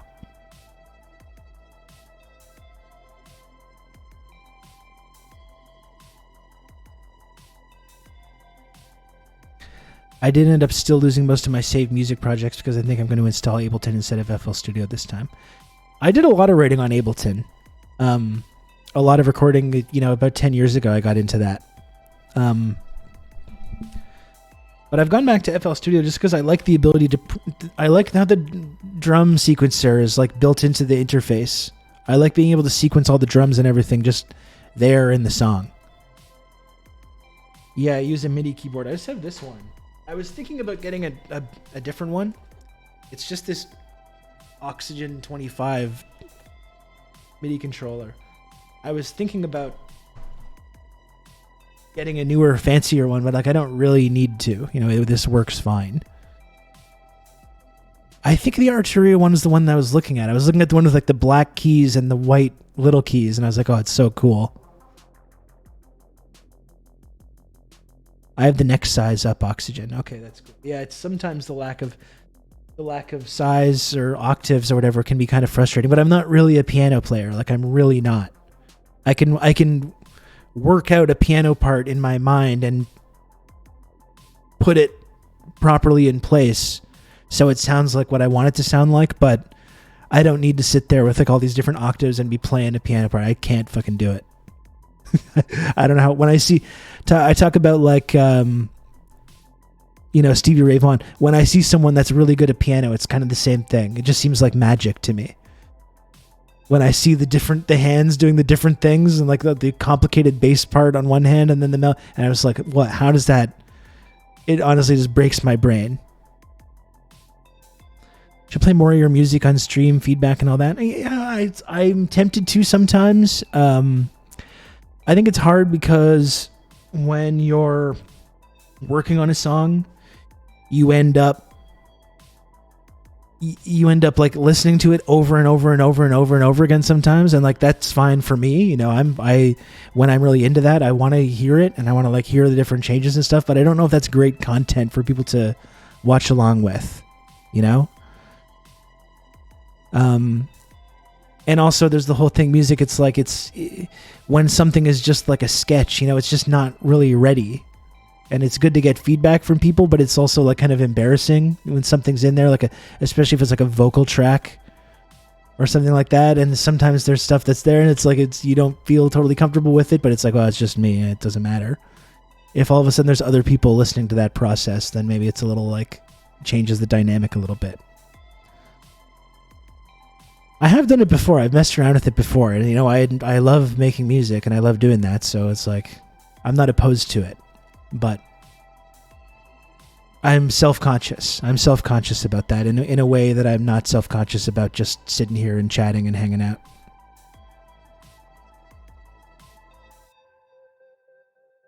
I would like to get hired more to like make music for like podcasts or whatever, background music, because I'm good at doing that. I really don't make any effort to put myself out there for that kind of thing, which is silly. I should.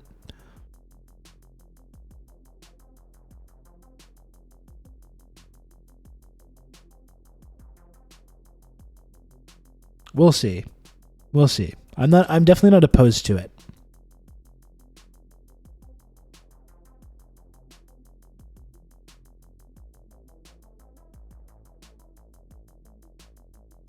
If you're really curious, I can put on this new song that I'm working on. If you'd like to hear it, I'll maybe just turn the vocals off. What do you think about that? That's a compromise. If you want to hear this song I was working on this weekend, I can play that for you. I'm just going to turn the vocals off, though. I don't think they're quite ready for prime time, although there's a really good hook in the pre-chorus. There's a very good hook.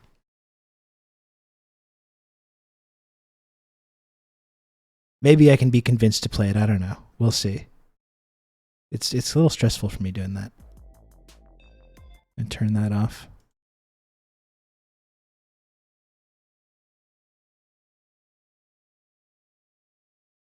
Okay. Here's the song. All the things I got going on here.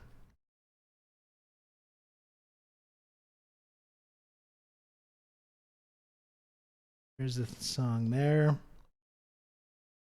I turn off my vocal.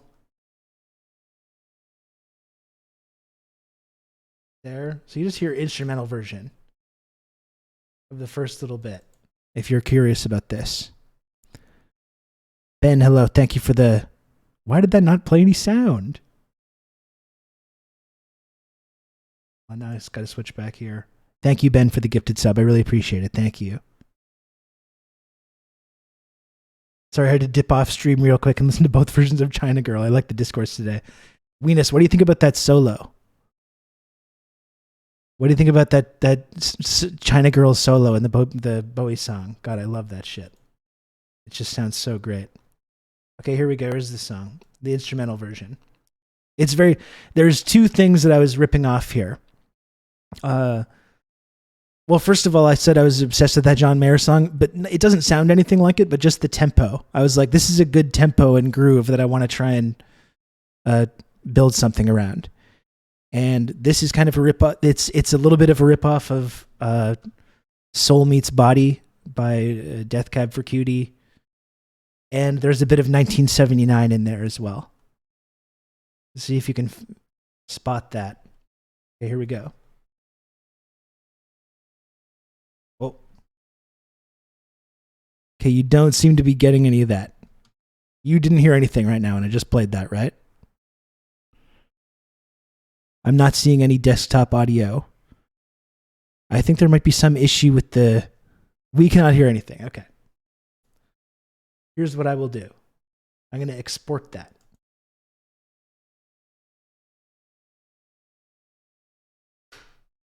I'll export it and I will listen to it that way. There's something about the audio drivers or something that are in use when I open FL Studio. That must be why the alert sound didn't go through.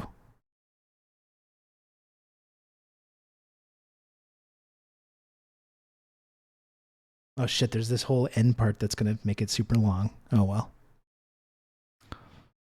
Just give me one moment here, folks.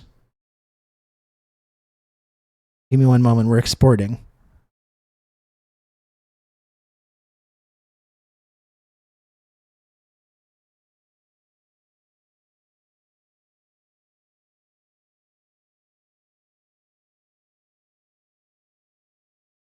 Okay, that's done. I'm going to save that. I know there is definitely a way to use FL Studio because I used to do it, but I switched over to a different audio driver, which has actually improved a lot of stuff that I was working on.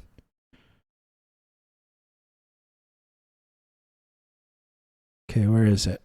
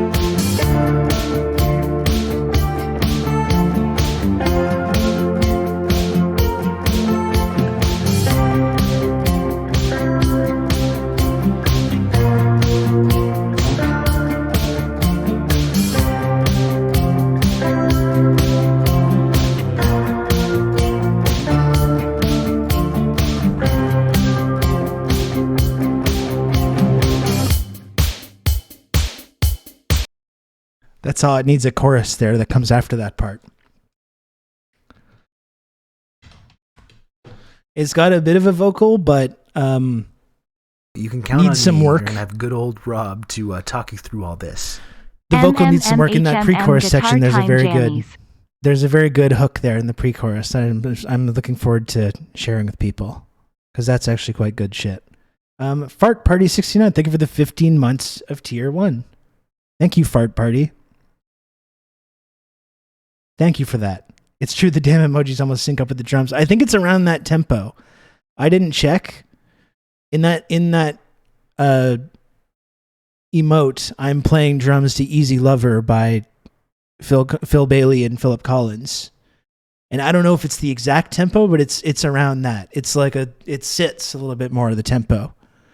It's nice. You have that 4 on the floor driving drums, but the tempo is pulled back a little bit.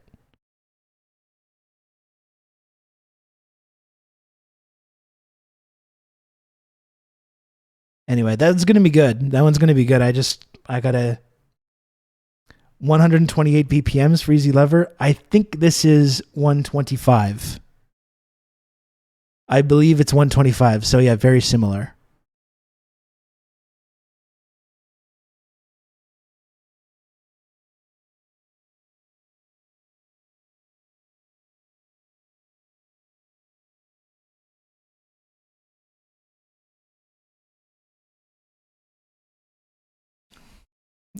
Good drummer, not a fan of his singing. I'm a big Collins head.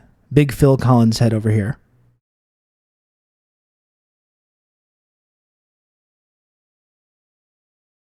Oh, you want to jam out to it on the V drums? Yeah, that'd be. I can do that. I can do that for you, Marty. I will share this song with people when it's done. It's got some pretty good hooks so far. It just needs needs more work. Needs a little bit more work. And it needs to have like a chorus section, an actual chorus.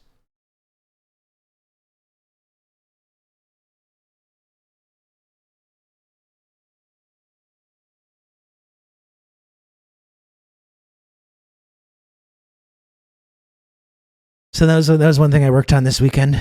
You know, it's been enjoyable to.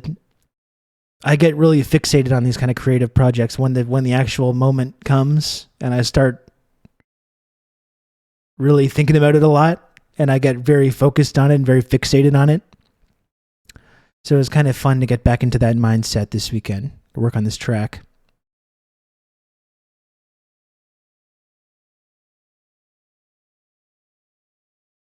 Is that a delay on the lead guitar? It depends on what you're talking about. There was an acoustic that I recorded an acoustic and slapped some reverb and chorus on that. The acoustic part. And then there's an electric part with a ton of effects on there, and there's delay on there for sure as well. What kind of gear are you working with? I have a little Behringer. I don't think I can physically take it and show the camera. That's my little audio interface, which is pretty cheap. Little Behringer audio interface. I got my Oxygen 25 MIDI controller here. I got a couple guitars. I played guitar on my Epiphone Deluxe. You want to see my guitar? Is that what you're saying? Is that what you're saying, GGL and Dos? You want me to go and pick up my guitar and show the camera? Is that what you're saying? Is that what you're telling me?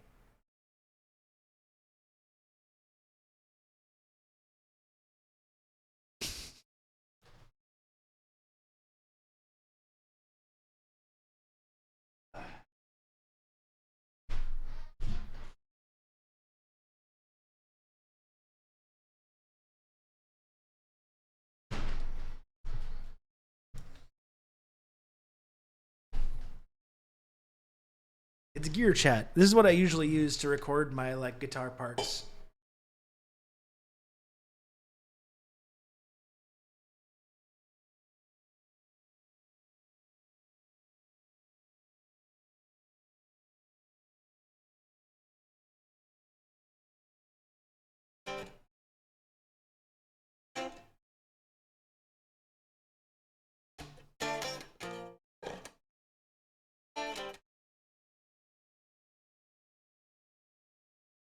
The noise gate's blocking you. It's blocking you from hearing the guitar. The sound gate's blocking it. My riff in here.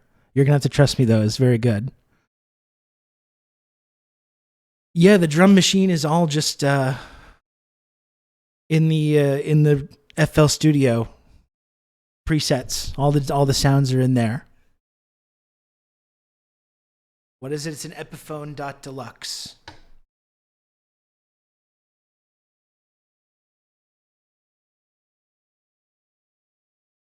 Little dusty.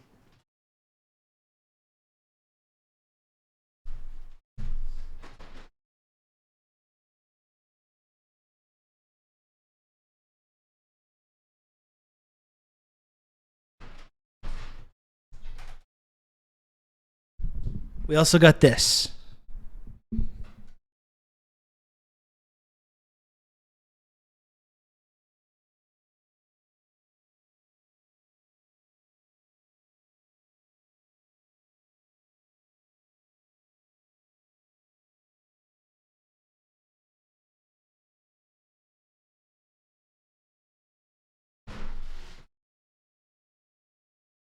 I don't use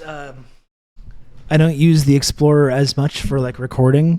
I love the guitar. I don't use it as much for recording. I like the hollow body sound of the of the Epiphone, usually. Yeah, that is a Gibson. Yeah. I like the hollow body sound of the Epiphone, though, when I'm recording these kinds of things.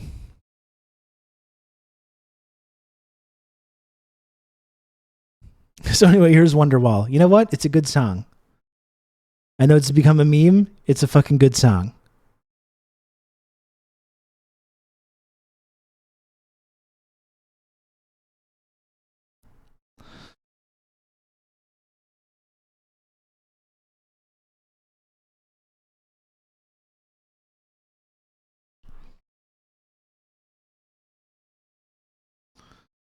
It is.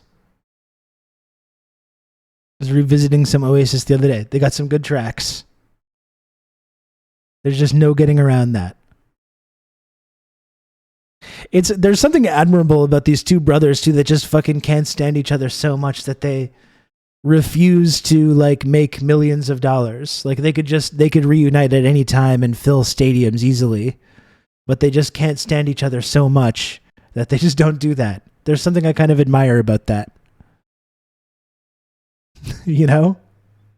It's kind of impressive. That's a legendary beef when there's millions of dollars involved. When you're leaving, you'd rather leave millions of dollars on the table than work with your asshole brother that you hate. That's taking it to the next level. You know? No, I haven't watched that Gen X Bushy.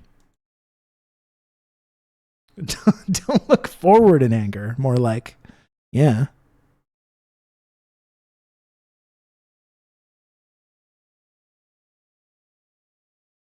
It is kind of like that.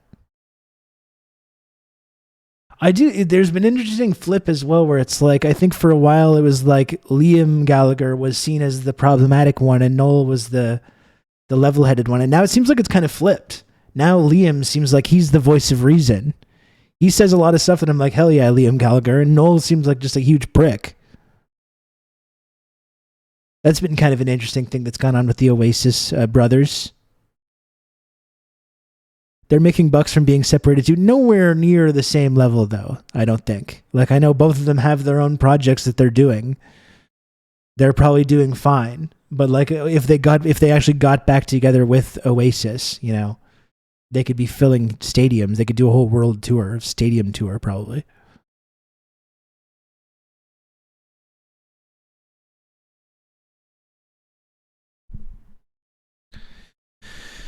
So what do you say, folks? Listen, you're the chat, okay? And this is a democracy, as we all know.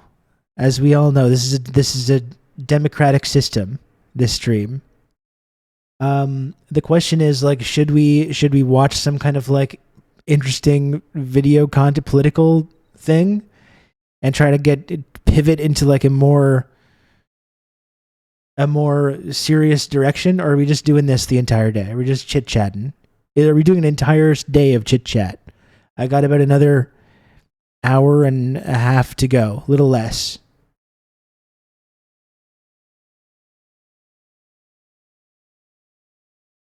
I like politics as well, but it's also sometimes to kind of just take a little break. It's nice to just take a little pause from that as well. Waiting a Rob eating stream. I am kind of starting to crave an apple. I'll tell you that much. How do you feel about Ukraine's invasion? Oh my. Oh my. Did I miss the mowing stream? Yeah, no, I didn't do a mowing stream. One of these days I should do some kind of a live IRL thing. It is wacky. No, let's talk about the debt ceiling for hours. That sounds great. Yeah. That sounds fantastic. There's not enough discussion about that going on.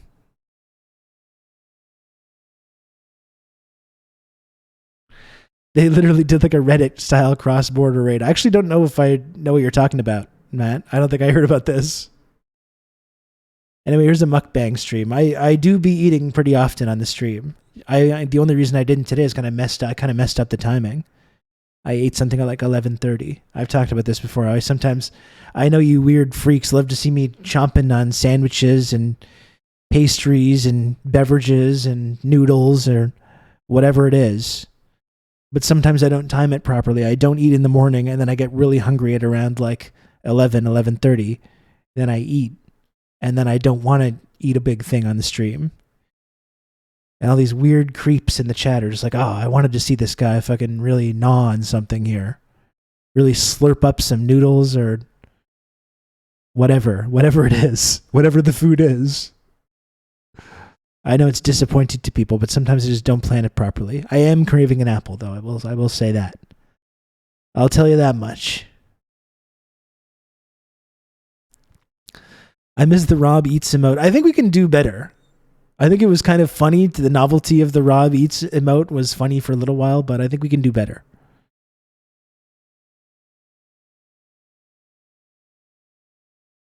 Yesterday morning, the few dozen UKR commandos went in by Belgorod, pretending to be some right-wing Russian separatist group, and quickly got owned.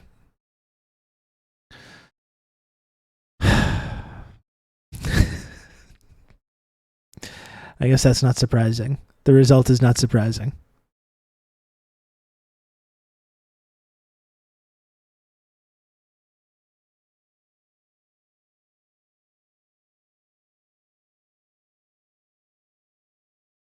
I missed the Fidel emote. Why is the Fidel Castro emote still missing? Because I wanted to add more emotes, and Lodane made some great emotes, and I just haven't added them to the channel.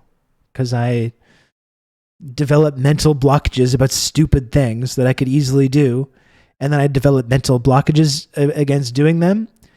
And then the longer that goes on without doing the basic thing, whether it's like a simple task you're avoiding or whatever it is, and it gets built up, and then the more it gets built up, the more difficult it becomes. And for me, that's adding more emotes to this channel. A very simple thing that would take just a few short minutes for me to do, but it's been literally weeks that I haven't done it, and now it's a thing in my mind. You know? And then it just becomes harder and harder to do the easy, simple thing. It's so annoying. He's just like me for real. God, it's fucking annoying, isn't it?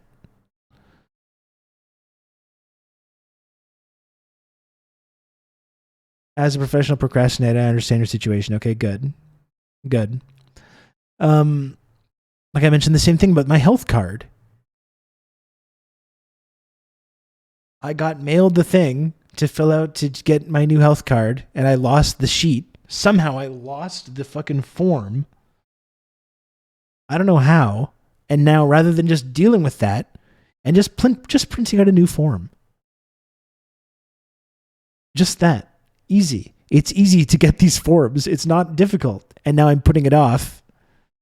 And now I'm going to have just like for no reason at all, I'm going to have like no healthcare coverage if I need to see a doctor, which I probably do.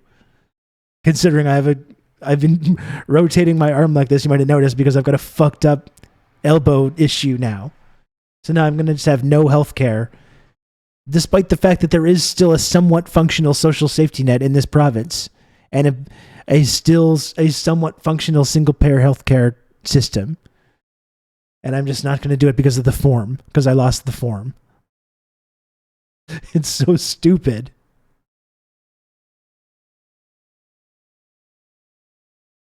How about printing it up right now, because instead of eating, no printer. Don't have one. It's so stupid when who reads. It's so stupid. Do you know how fucking easy it would be for me to figure out how to get one of these forms? Do you know how easy it would be? And it's been like 2 weeks that I've been like, oh, where's my form? And just nothing. Nothing.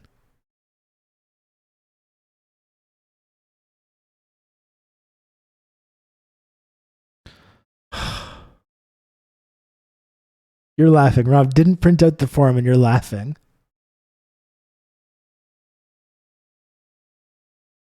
Sounds like you need some market mechanisms in your healthcare system. I know. I'm always saying that. If only this was more market-based, it would work so much better.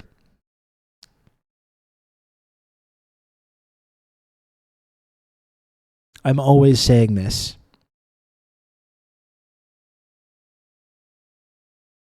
Update your skills wallet. I just have to start a small business for 3 to 5 years in a disadvantaged neighborhood.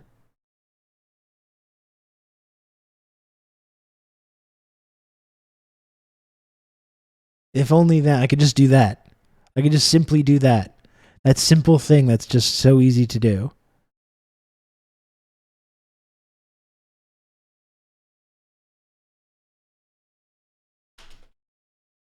Quebec Renew Health Card form. Renew insurance card. Have you received your renewal notice? Yes, but I lost it.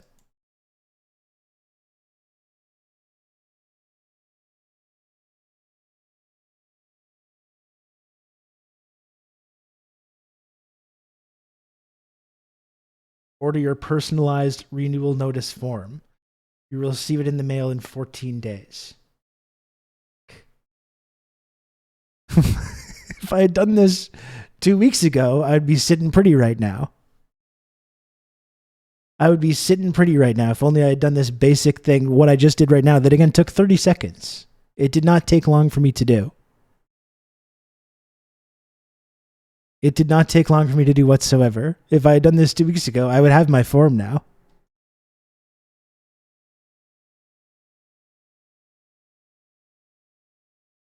I don't know if I need to have one more glance around or if I should just fucking commit. I should just do it, right? I should just accept that the form is gone and it's not coming back. Shouldn't I? Right? I shouldn't say, you know what, I'm not going to order this right now, because rather than waiting 2 weeks to have a form, I could have a form today if I just found it, and then taking a glance around and then like not finding it and then being in the same position tomorrow that I was previously. You'll find it when you were looking for something else. I get so annoyed at my past self. Like, what the fuck did I do with this form? And I specifically remember thinking to myself, you need this. You need this. Fill this out.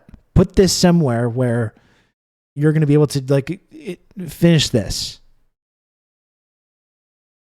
And then I was like, all right, time to do that thing. I'm going to be responsible. I'm going to fill out this form that I needed to do. And then it's like,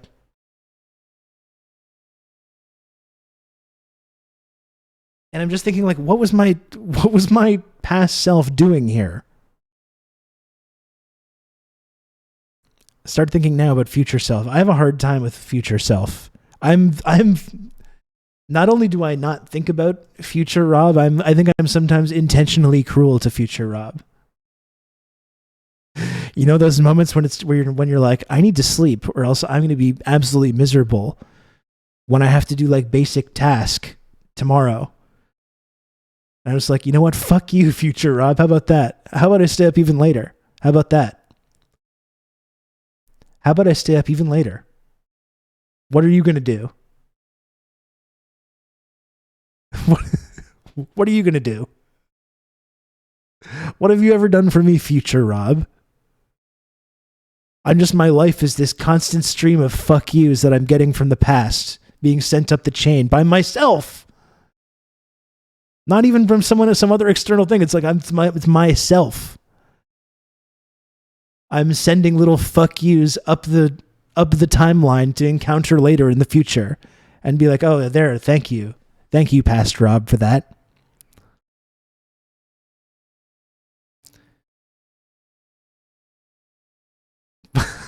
Future, I'm more like freeloader Rob. I'm here doing all the work. I'm here busting my ass doing all the work. What are you doing? You're just there in the future, existing. Yeah, good for you. Stream is speaking to me in ways no previous stream has. Because I think I attract a certain community when he reads that we're all kind of, I think, neurodivergent in very similar ways. This is why we all come together in this space. You know? And many of us are of the same kind of age generation as well. I don't know how old you are, one who reads, but that seems to be a common thread as well. The like mid to late 30s neurodivergent communist audience. We all have this contentious relationship with future us. So frustrating. God.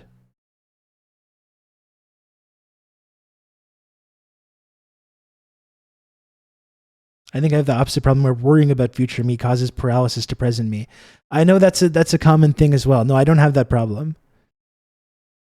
I definitely don't think of future me enough. And all the possibilities of bad things that might happen, I just go, and I just don't think about it.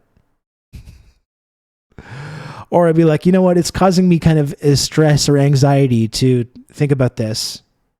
So I'm just going to I'm going to take that thought and just like shove it down into the pit of my stomach. That's healthy to do. That's a healthy thing to do. And that's how I operate. That is how I operate with those kinds of thoughts. We'll cross that bridge when you come to it. How about that? That's usually the way I look at those things, about possible bad future things that may or may not happen. We'll worry about that when we come to it. And then I come to it and I'm just like, fuck, now I'm really worried about it. And then here I am in the past being like, and it's like, fuck. Fucking past Rob. It's so frustrating.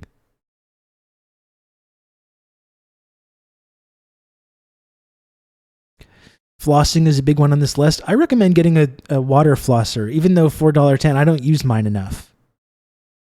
Because then going to the dentist is another one of these whole things. I haven't been to the dentist in a couple years now. I didn't go to the dentist for like 10 years in my 20s, and then I went, which was very difficult to do after all that big dentist deficit.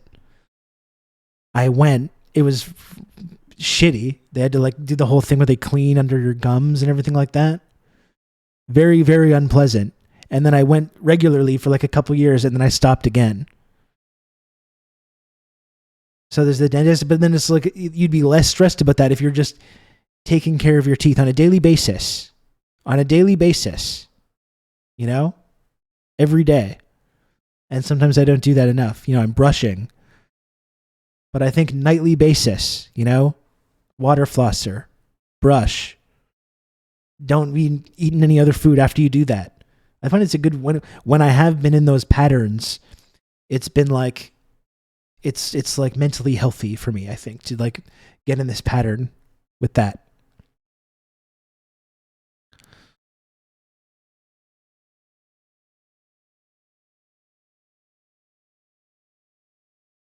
Maybe the saying this will help. It's all a matter of perspective. As we grow, Lunchables becomes more like Snackables, but the Lunchables never changed. We did. That's true. That is true.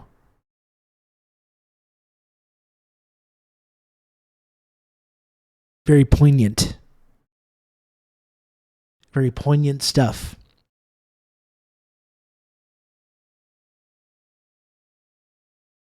Okay, you know what I'm going to do? I'm going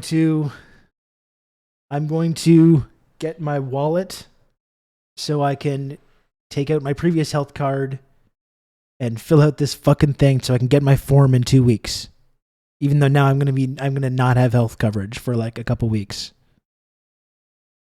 Just one sec. Way of the future.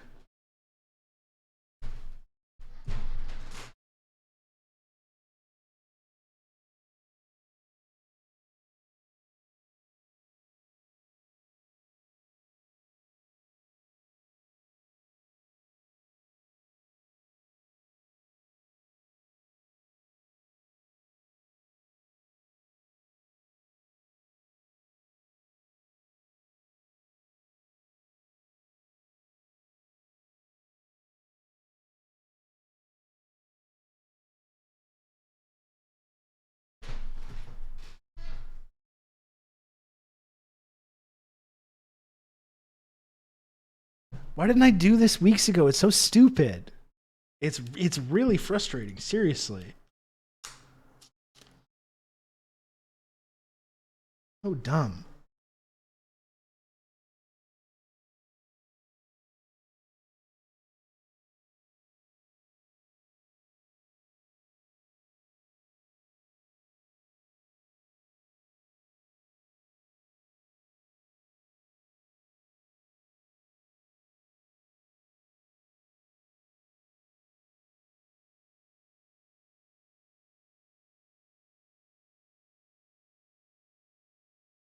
Your form is on the way. You will receive your personalized form in the mail within 10 working days. Okay.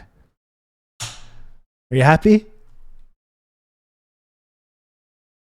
Are you happy, chat? I ordered the form.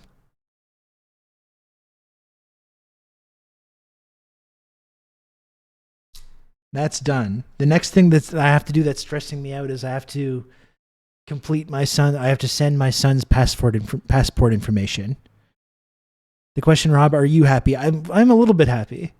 I'm a little frustrated at myself for letting it come to this. I'm a little frustrated that I didn't just do the moment that I noticed that I didn't have the form, just doing this easy thing, which took what? How much of my time? 1 minute? 1 minute maybe. I'm a little frustrated that it's May 23rd and I'm just doing this now. That's a little frustrating.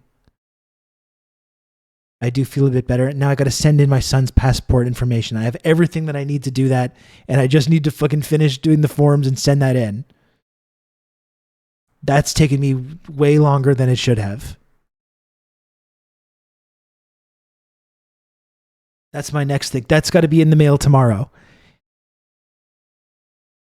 That's got to be in the mail tomorrow. If I start streaming tomorrow and I haven't mailed that in, you have permission to like say, Past Rob sends his regards.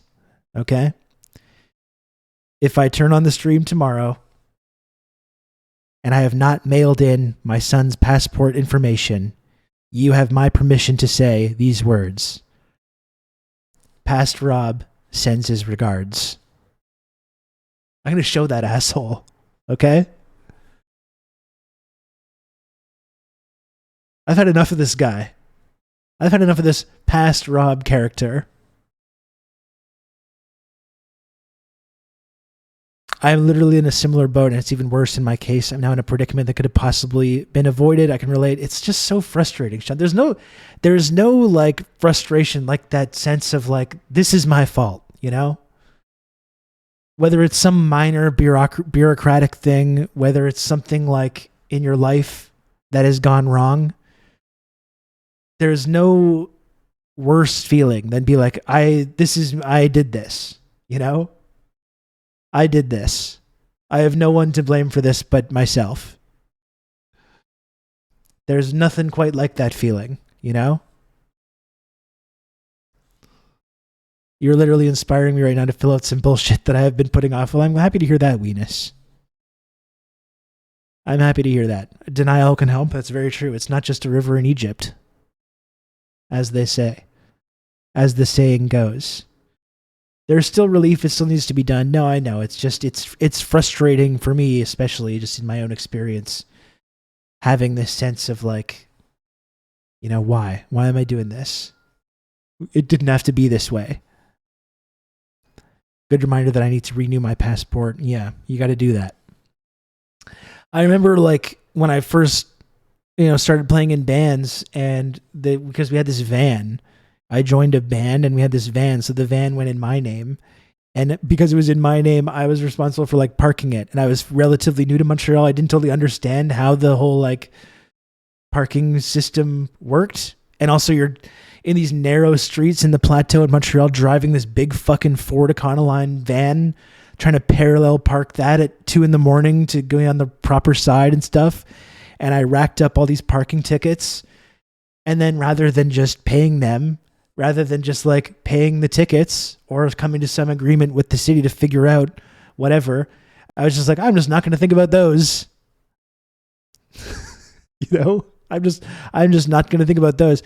And then ended up spending like 3-4 years of my life paying back tickets with fines and stuff on top of the tickets. And then having to deal with that and going to the courthouse and making a deal with the city to fucking pay back. And it's just like, why? Why did I do this?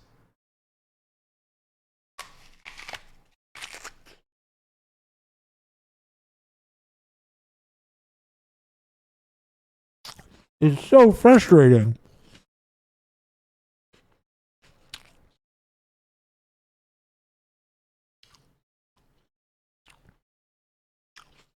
Occupying various administrative buildings,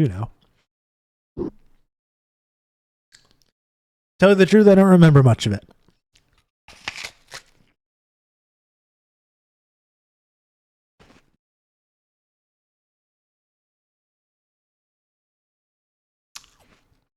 The apple's very good.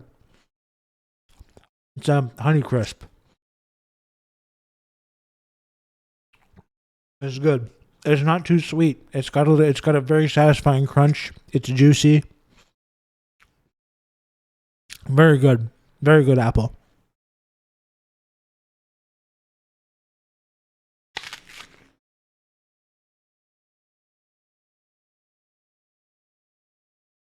It is a large apple. It's significant. It's got heft. It's got a heft to it.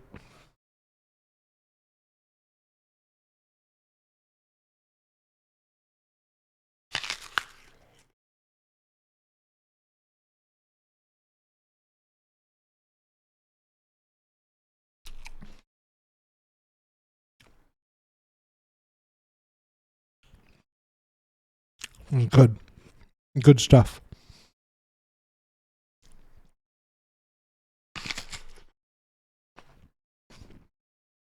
You can count on me. You're going to have good old Rob to talk you through all this. Fellow patriots, I am back from being off the grid and I don't have intel. I've been touching grass like a real American brother, reconnecting with nature. Coal mine. Thank you so much for the 28 months of Tier 1. Thank you, Coal Mine. I appreciate it. I'm happy to hear you've been touching grass. Coal Mine, I was actually thinking about you just like today and yesterday because we hadn't heard from you in a while and because I was thinking of La China. I was thinking about La China after La Choke in the Lakers Nuggets sweep last night. La Fake. And I was wondering, what's that coal mine up to? It was one of my top sources of intel on La China James.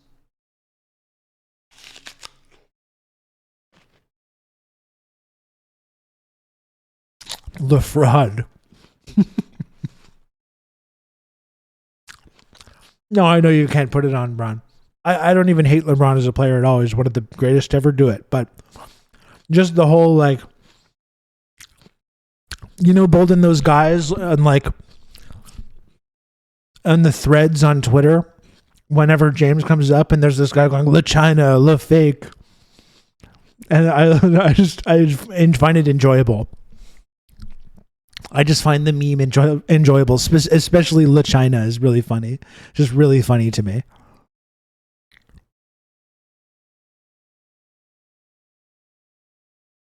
And I just hate the fucking Lakers.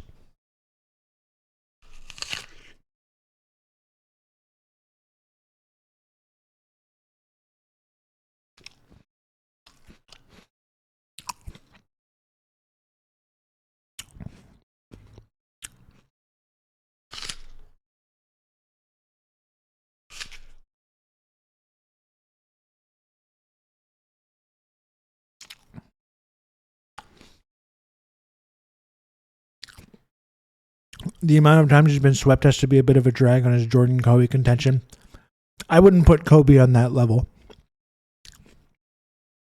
Kobe had a number of, we don't remember this anymore, but he had a number of truly awful playoff performances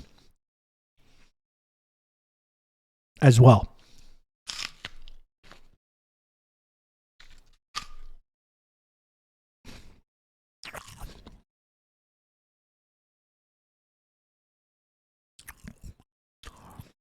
This Nuggets team is the most stacked I've seen in a while, except when Joker has to sit and nothing happens on offense. One thing about this Nuggets team that there was a number of times in those games when the Lakers played pretty well. Like, they were in all those games. And down the stretch, in those close playoff games, they were just hit shots. Their guys, with fucking Jamal Murray has been amazing. He's been making shots, and their guys just have been stepping up and just making plays.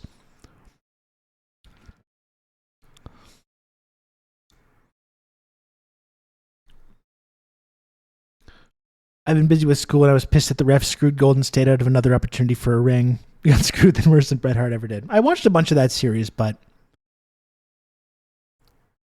I don't know. I don't know if I'd put that on the NBA conspiracy or not.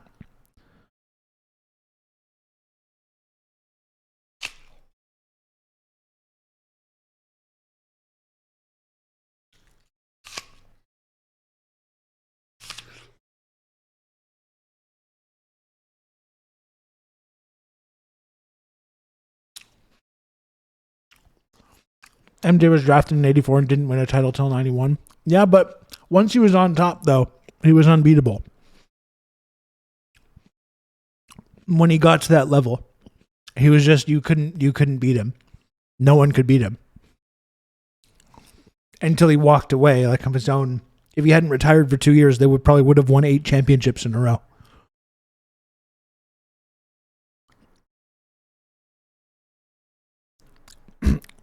LeBron better overall? I mean, possibly, but like LeBron's also. I talked about this the last time sports came up. LeBron's also just like physically built different. You know, he's played 20 years at an extremely high level. Which I mean, it's just these players that played in the 80s and 90s just can't really compare. Also, LeBron's just like physically, but he's built like a fucking NFL linebacker.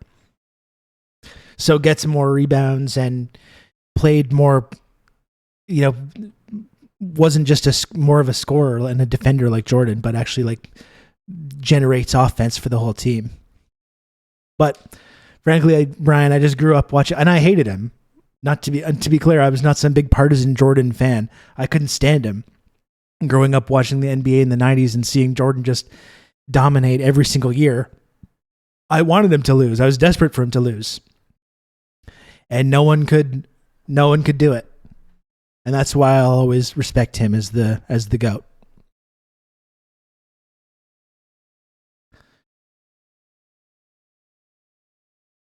Maybe coal mine. I would have liked to have seen the Rockets and Bulls final. Would have been fucking great. Maybe the Rockets would have beat MJ, but I just don't know. When he would get to that level, he just would not allow. He wouldn't allow anyone to get the better of him.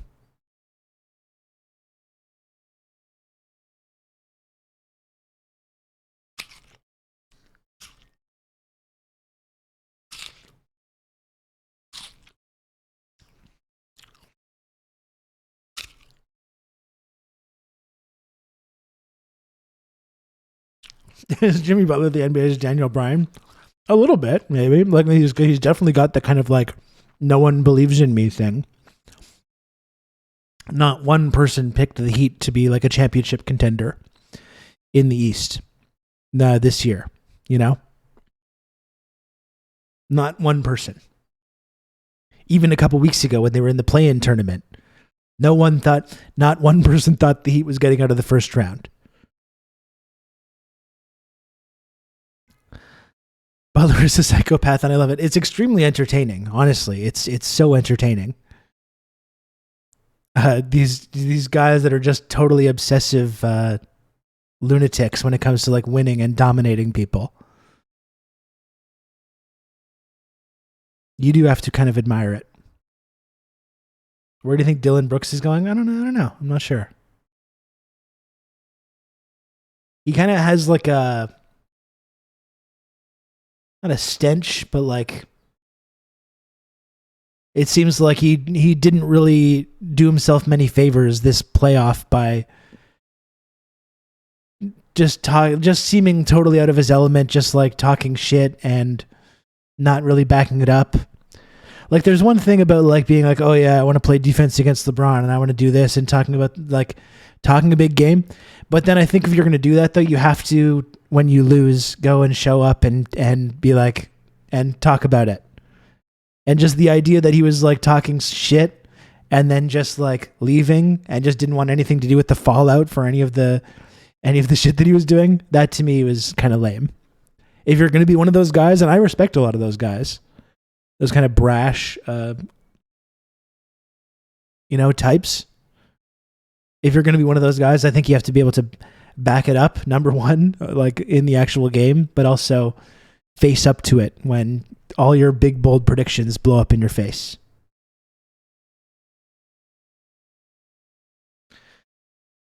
Do you fancy U.S. football? I'll usually watch the Super Bowl, Brian, when it's on. I don't pay a lot of attention to it.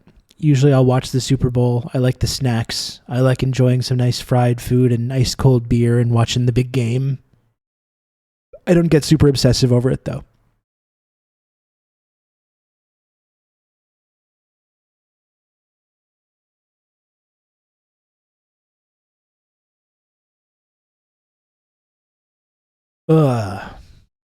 I think we're gonna do an entire stream of chit chat today, folks. I wasn't fucking around about this. I think we're gonna do it. I got another 40 minutes to go. I think we're doing an entire stream of chit chat about music and sports and all kinds of stuff.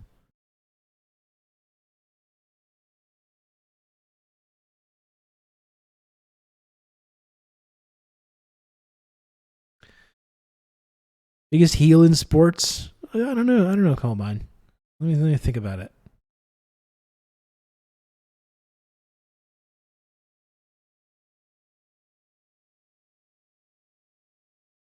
There have been a couple good ones. Maybe Dennis Rodman. Dennis Rodman was a great heel. Fellow Juche sympathizer, Dennis Rodman.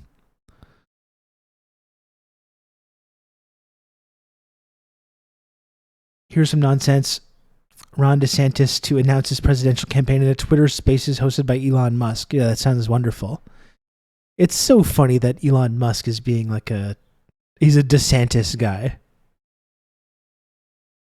It's so silly. Remember when he was like, "Oh, I'm the truth is someplace in the center." That's his whole thing, right? And he's going out with this. He's going all in with this like arch conservative, reactionary, fucking anti-gay, anti-trans Gitmo lawyer. That's my reasonable, moderate, centrist figure that I'm hitching my wagon to. The political genius of our time. Yeah, backing a big loser does make sense for him as well. I watched footage of him walking into some diner and I was recoiled from the visceral discomfort. He seems to be one of the first like major politicians that I can recall that has like this negative charisma. You know, even there's politicians that you hate, but politicians get to be where they are because like they have this ability to like put on this kind of like fake affability. Trump is one of those people. He's a detestable person, but he's entertaining. He does have charisma. He's funny. You know, horrible guy. But even Joe Biden as well. It's like they're most successful politicians, even if they are cynical, calculating freaks. They have this ability to come across as like charismatic, affable, you know, people that you would want to hang out with, people that seem kind of like salt of the earth. And he just has none of that. DeSantis, in fact, he has negative charisma. Ted Cruz is another person that I would put in that same category. That's true. Negative charisma. Like, not only do you not have charisma, you have the anti-charisma.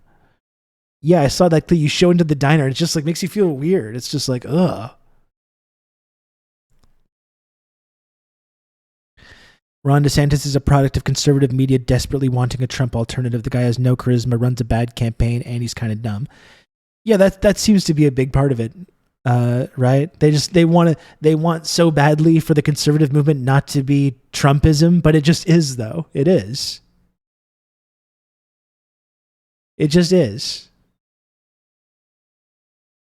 He's the guy in the conservative movement probably until he dies now.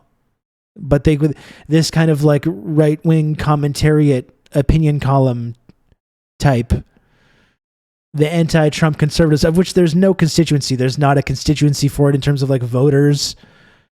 There's like 6 or 7 people in different like legacy media establishments in the US. Or that show up on MSNBC, or like the whole Lincoln Project people. Like all the fans of the Lincoln Project are not conservatives, they're liberals. You know?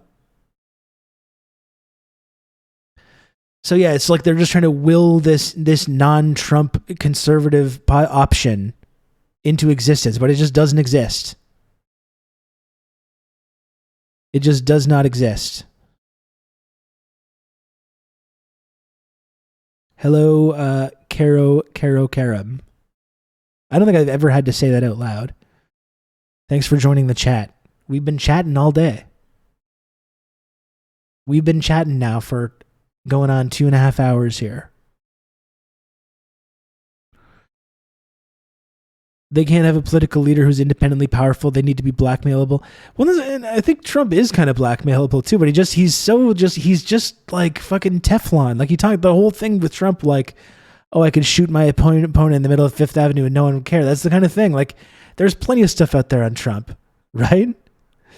But like, normal politicians are susceptible. Like, if you drop a tape of a regular politician admitting to assaulting women on tape a week before this huge election, usually that affects them in some way. But Trump's just like, oh, whatever. Now he's in all this legal problems or whatever. It doesn't seem to matter at all, you know?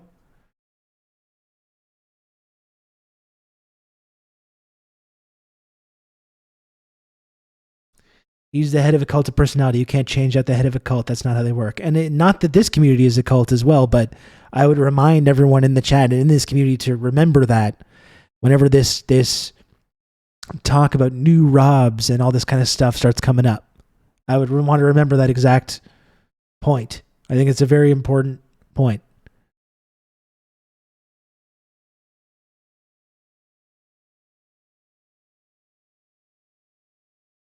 He wiggles out of everything. Epstein, no problem. Unflattering audio tapes, corruption. And it's amazing. It truly is. Like, he's just this. That's why Trump is such like a uniquely American figure, because he's this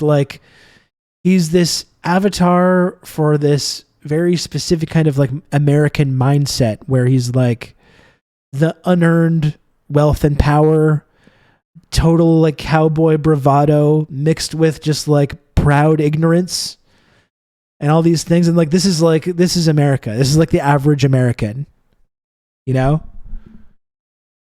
And that's why it's like it doesn't affect him, because he just doesn't he doesn't allow it to. Is Trump the greatest heel of all time? You could make that case, Colemine. He's obviously a very good heel. He wouldn't be where he is if he wasn't a heel.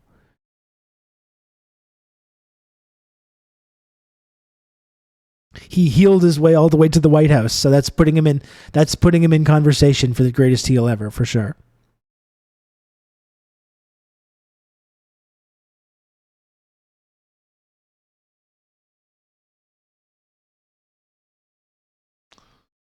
He's got the Ric Flair levels of stamina in that department. Yeah, seriously. He would never admit defeat. That's right. It's like that scene in Fish Called Wanda. We did not lose in Vietnam. It was a tie.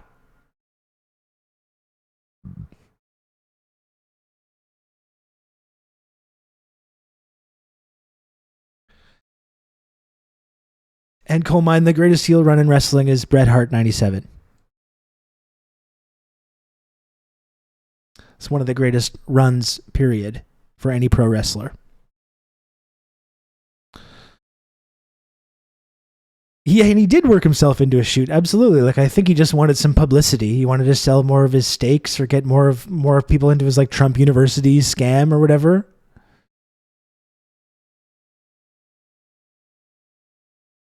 I think it was actually Michael Moore that had a really interesting theory about that. I can't, was it Capitalism, a Love Story? Or it's like one of those Trump era Michael Moore films that he did.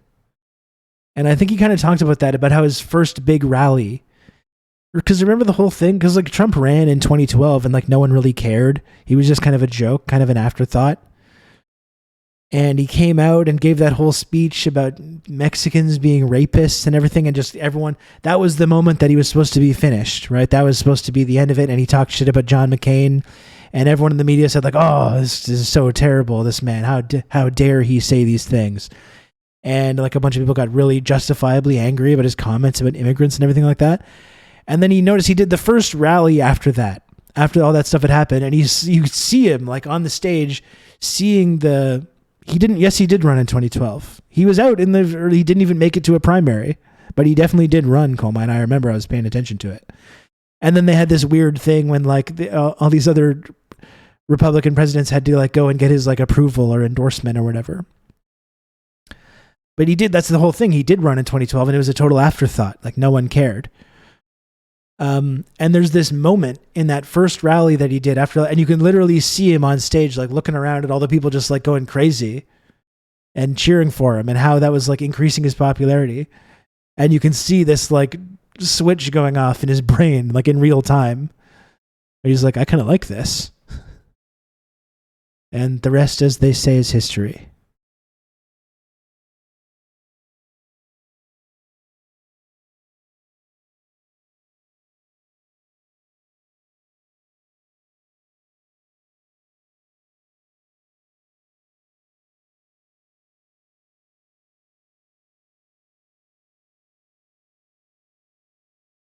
Coleman, are you ready for this? I'm about to blow your mind. I'm about to blow your mind, Coleman.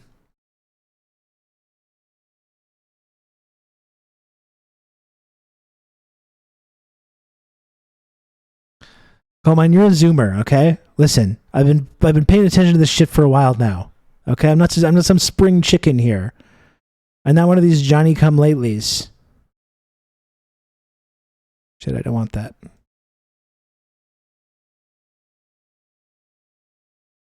Donald Trump bows out of 2012 presidential election race. So he was briefly in the race. You can't bow out of the race if you're not in it.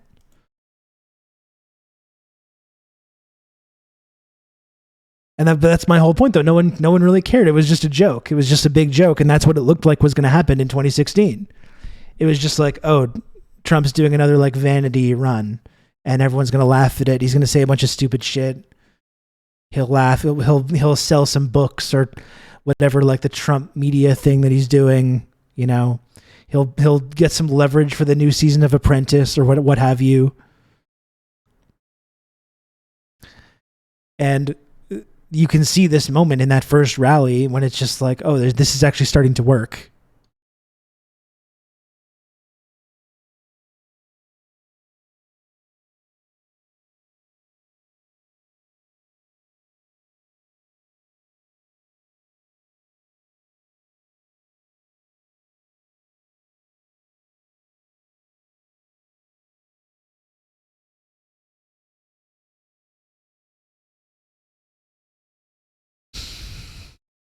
And now he's a very good chance that he's going to be president again.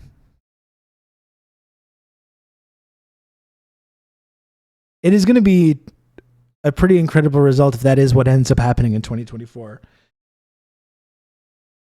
2024 is going to be my 20 fucking year anniversary of following stupid American elections as well. It's going to be 20 entire years of this. Which is, I think, when you get to the point as well, when you start hearing all this stuff about it's the biggest election of our lifetimes, it's the most important election ever. Vote blue no matter who. You start seeing these things, and it's like when you've gone through this for years and years and decades, eventually it starts to that argument starts to lose a bit of its luster.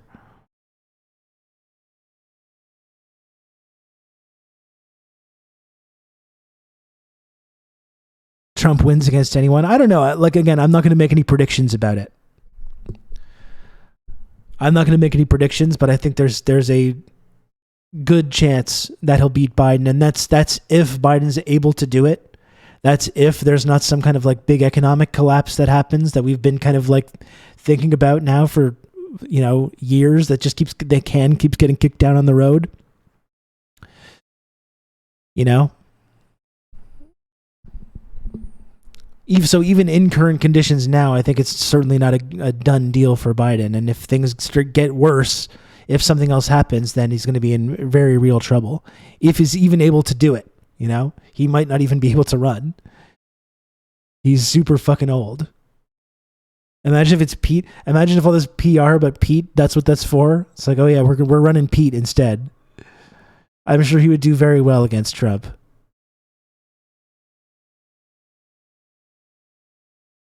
It is going to be down to the wire for sure.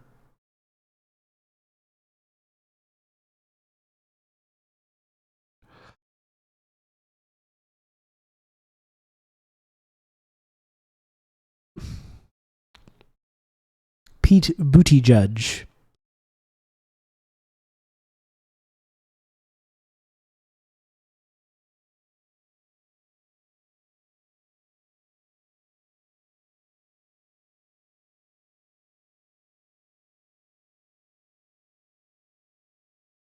wouldn't his VP step in for re-election, or is it a Speaker of the House? I don't know. Like, if has that ever even happened? It's like a president not being able to run for because of health benefits or not running for re-election.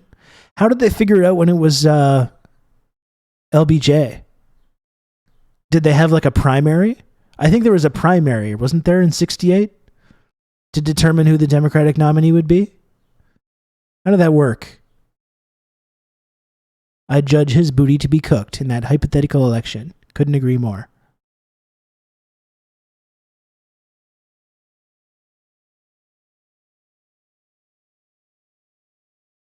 Yeah, right. So RFK got assassinated there, yeah, as part of that process.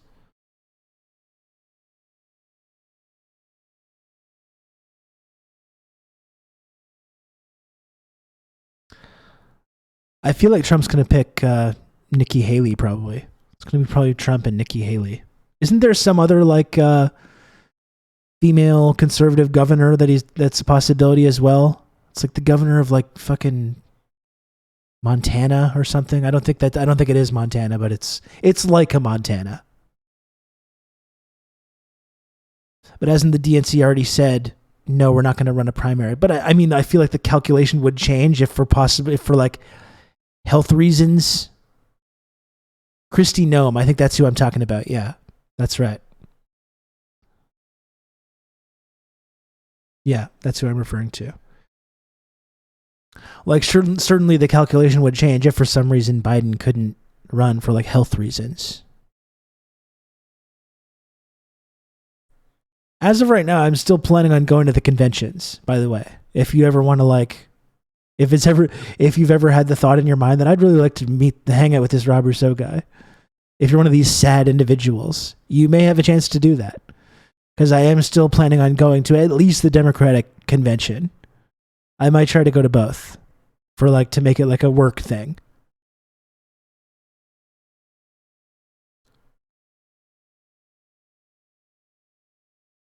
I've been talking to Jordan about going to the... Where's the Democratic one? It's in Chicago? Why do that to yourself? I don't know why. I don't know. Why not? You know? The American elections are so stupid, and it's just this big stupid carnival of insanity and nonsense. But, it's still compelling. It's compelling anyways.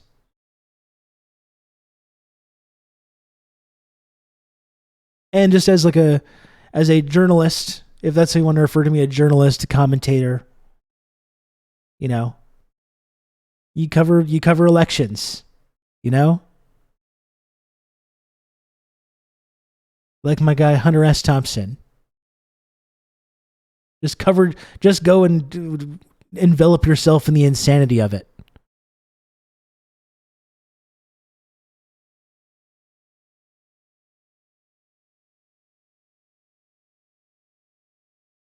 A rib in the eye of the storm. There must be total coverage. Absolutely. I would like to go to Milwaukee as well. I think Milwaukee is basically culturally Canadian. I would love to get some sausage. What do you do there? You get some sausage, some beer, some cheese. I love all those things. It's not, my body doesn't love it. It's not good for me. But I enjoy all those things a lot, frankly, as you can see. As you can see, I enjoy it. We can reenact the '68 Democrat National Convention, get our skulls cracked by a cop baton. Oh boy, that was almost quite a misspoken word. I salvaged it, of course.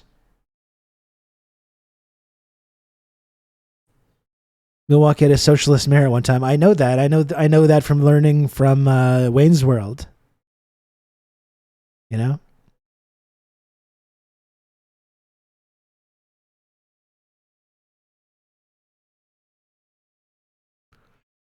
The sewer socialists. I've had both beer and sausage in the last 24 hours. I had a beer on Saturday night or Friday night, And I had last night I had some spicy, cheesy noodles, and I put some smoked sausage into that. So within the last couple of days for me. My Rob merch shirt is out for delivery. Let's go. Hell yeah, Sasha. We love it. We love it. So I don't know. I'm going to try and make it to both. Eating on stream, recounting previous eatings. This is the content that people know and love for me.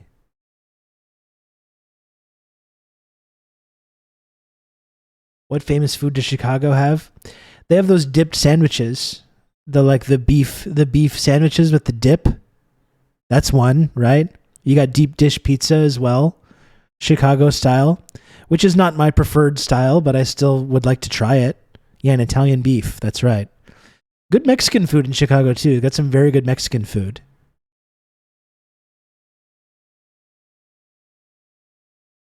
Okay, so what's the difference between a Chicago hot dog?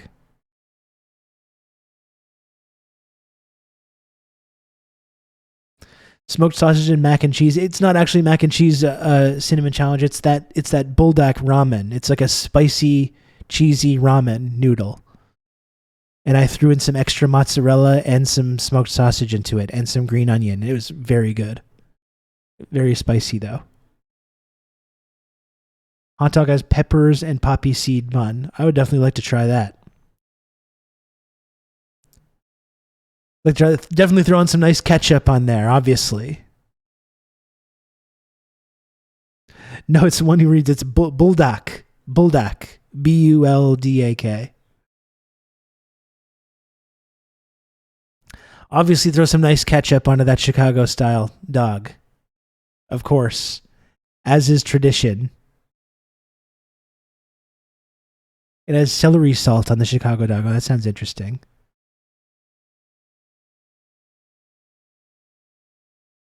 I'm just joking about the ketchup thing. I know that it's wrong. I know that.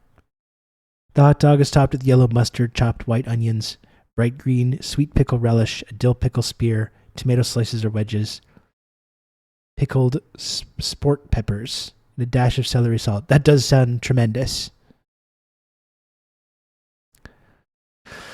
I've talked before because Quebec does have a regional hot dog, which I enjoy. It's just like un steamé, which is... but we don't have the hot dog carts. You can't get the big kind of like girthy sausages that you get from like a hot dog cart.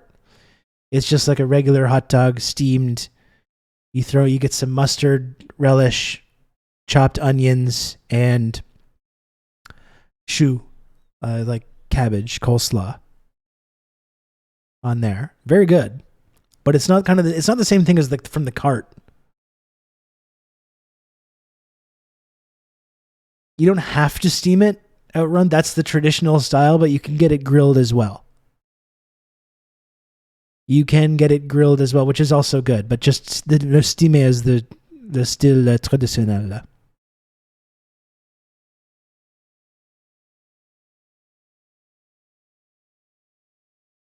There's a sausage cart in Portland that parks right in front of the gay dance club on Friday and Saturday nights. Hell yeah. That's called good marketing.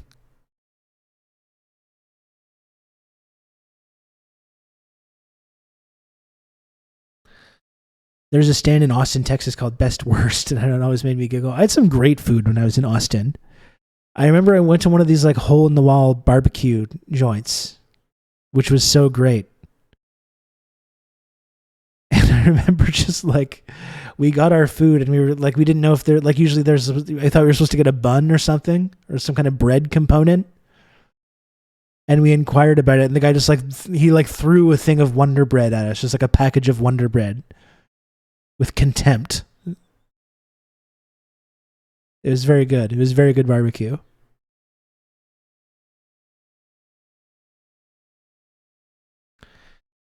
There's a little hot dog place halfway between me and my university. So, we have the traditional hot dog here in Quebec, in Montreal, which is steamed. we don't have the stand, but what we do have though, which I haven't gone for in like a year and I should go, is because I live in a neighborhood with a ton of Korean places and you can get the Korean corn dogs. There's a Korean corn dog place very close to me, which is just fucking tremendous with like the cheese inside, and you can get all kind of different stuff like deep fried onto it. There's one with like Doritos, crushed up Doritos. Really good shit. They opened a place called Kong Dog or something. It's like one of those. You got to check that out.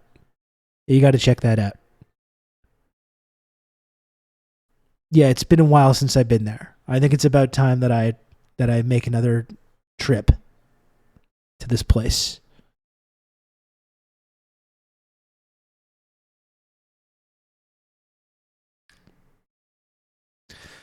Well, folks, this has been an entire chit chat stream, which I've enjoyed a lot. I still have about another 20 minutes to go here. We didn't accomplish a lot of serious discourse here today. There was a little serious discourse peppered in there a little bit.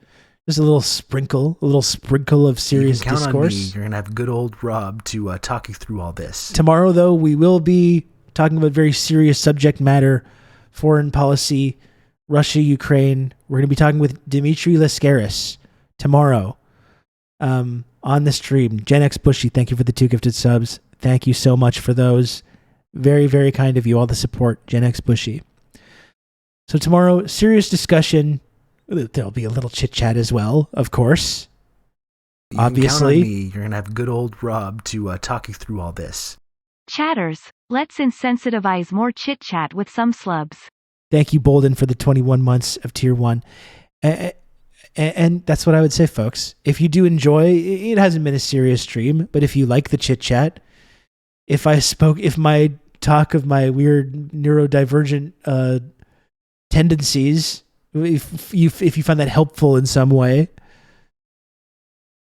if you've enjoyed the conversation about various foods and beverages and some of the minor serious subject matter that came up, I encourage you to please, if you can, subscribe to TRRS. It costs $5 per month to you can count on me. You're gonna have subscribe good to this Rob community. To talk you through it's all completely this. free of charge if you, as several folks already have today, subscribe with your Amazon Prime account. Totally free of charge. Some of the very best emotes on this platform, and when I get over this stupid mental block about emotes, I will upload some even more emotes. One of the very best communities on this entire platform of Twitch, of a platform featuring millions of different streamers and channels. I think it's the absolute best community, the best community to be a part of. Diego, thank you for the gifted sub and for all the support. Thank you so much, Diego.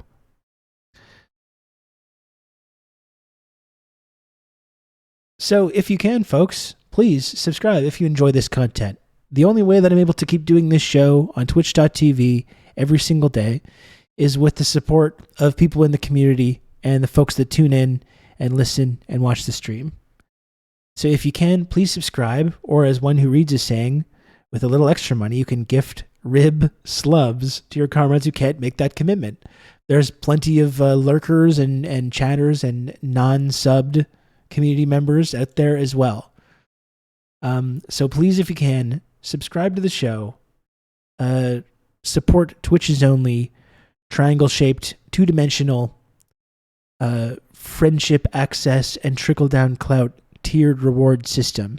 It's the only such system that exists on Twitch, and you can rocket right up to the very top of the friendship triangle community with a gift of 5 subs or above.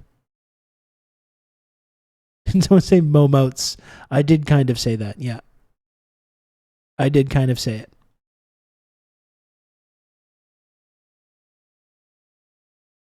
You can count on me. You're going to have good old Rob to talk you through all this. Not my password. Thank you for the 2 gifted subs. Dummy Dorko. I'm not going. I'm still got another about 20 minutes to go, so I'm not going right away or anything like that. I'm just trying to see if I can make the number go up. Trying to make a little last ditch effort to make number go up.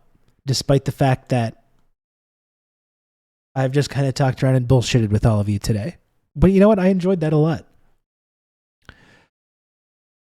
I quite enjoyed sitting around and just bullshitting with each and every one of you. I played that little song. I played a little clip of the song that I'm working on. That was cool. We got a possible hype train coming. What do I have to do to make number go up even more? What's been successful lately? Doing that weird face? I don't think I can do the weird face today. We simply use the computer to mark up the size of the account. Thank you, Sasha, for the 100 friend coin. This has been a little de-stressor for me, so thanks. I appreciate that, Sasha. I'm happy you're in the community. I really am. Thank you.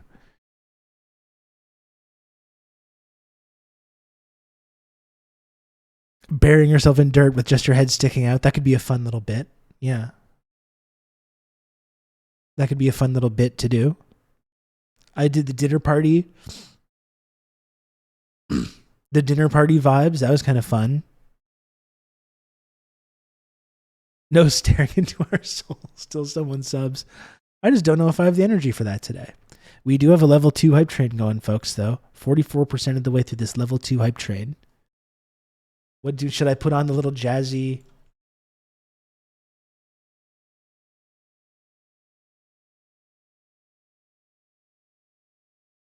The jazzy dinner party vibe? Is that what's going to do it?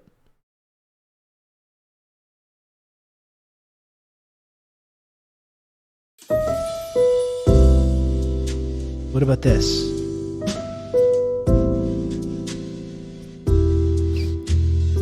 We're almost 50% of the way through this next hype train, folks. We're almost up to level 3. With just a few more sub-gifters, we could get there. We could get to the next level. Then not only are you supporting this community, but you are also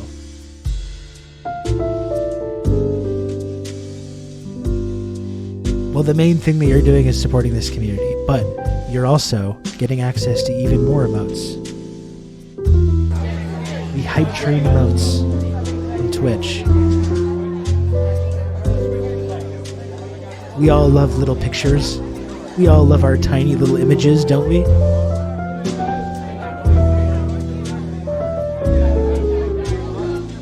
And as I've said before, folks, listen, times are tough right now. Everyone's feeling isolated. Everyone's feeling alienated. What if there was a way out? What if there was a way to find a community? What if there was a way to find friendship? What if there was a way to connect with other people, like-minded individuals who share the same interests and values and who are cool and chill people, elderly millennials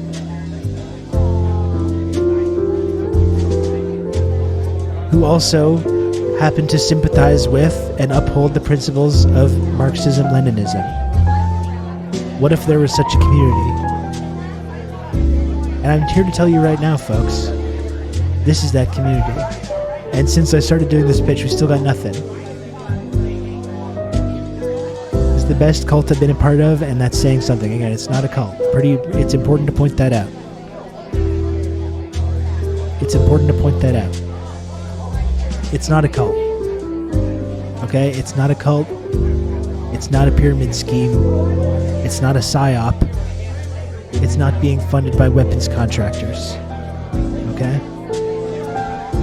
It's real. It's real. It's just a normal, cool and chill thing. And it's not illegal. There's nothing illegal about it. Or immoral. It's not sponsored by Raytheon. No. Is this a new bit? The coffee shop vibe is, the dinner party vibe is a new thing. Yeah, Marty. It's still failing. We're 45 seconds away, folks. Does any other kind and generous chatter want to support? If you like these kinds of chit-chat streams, the best way you can ensure that other such streams happen in the future is by seeing if I can make the little number at the bottom of the screen go up. Because in the future, when I think, you know what, I'd kind of like to have a little day where we just kind of hang out and talk about random stuff all day, random chit-chat, I'm going to think to myself, you know what, there's a relatively small number of people that are actually interested in that.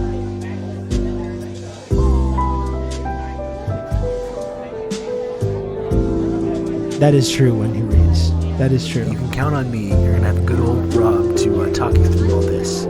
Oh, thank you, Catalepsy Kills, for the 4 months of Prime. Thank you for that. And again, subscribing with Prime, very, very helpful. Totally free of charge. Totally free of charge if you have an Amazon Prime account. Thank you for that, Catalepsy Kills.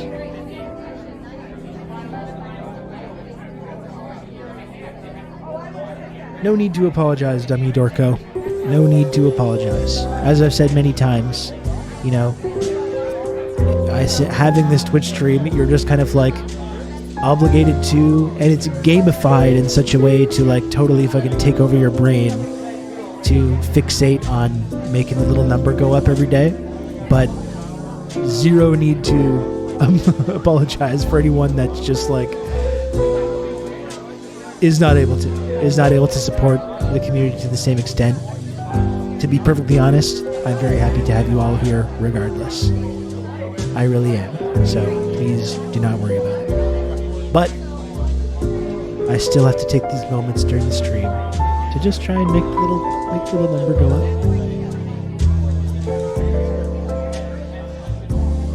You know, I just have to do it. I've got to funnel money upwards to goddamn Jeff Bezos. That's what I gotta do. That's what I do day in and day out on this platform.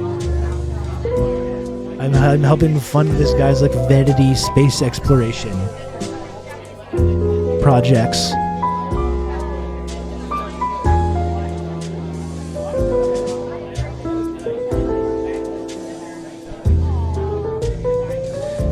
As I've said many times, donate to Rob before VTubers. Maybe I should pivot to being a VTuber.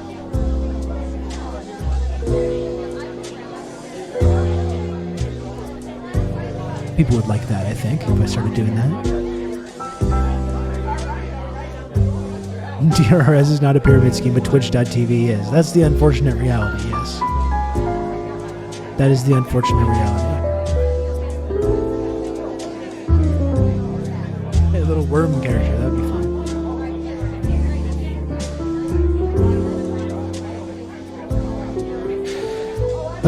It's all a scam.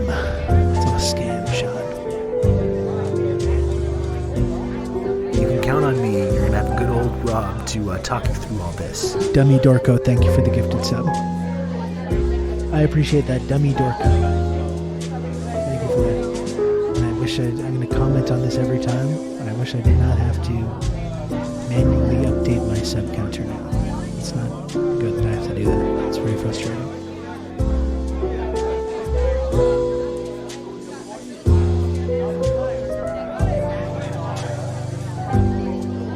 It was my pleasure, Dummy Dorko, to acknowledge you. You're creating great value for shareholders. I guess. I guess so. I guess I am. Well, what else do we got, folks? We got another like 8 minutes here.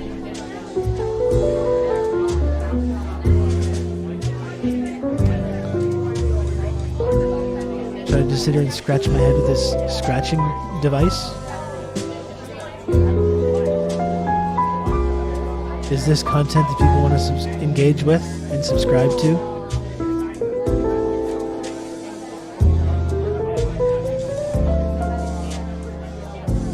This would be good to have more of a directional mic type thing so you can hear the scritchies.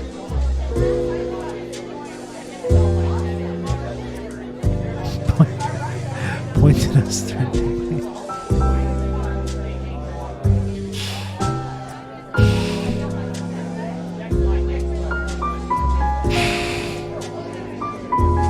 How about that? That's what I think of you. That's what I think of you, Chad.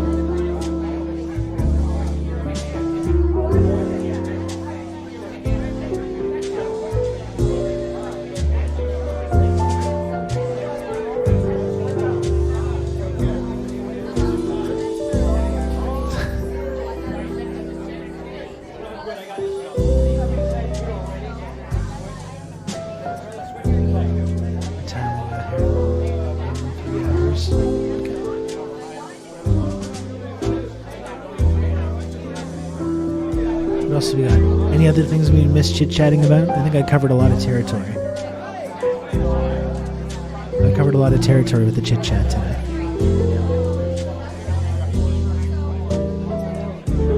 It was very fun, but I don't know if... I think if someone asked me, like, later on today what I'd spend my day doing and talking about, I don't know if I could tell you. I don't know if I could tell you what it was. It was like prestige TV shows... little bit of politics. There's a whole music segment. How is that 3 hours though? How did I just talk about this shit for 3 hours?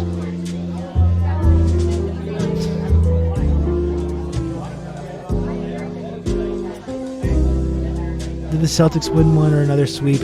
I think they're just done. I think they want to go home now.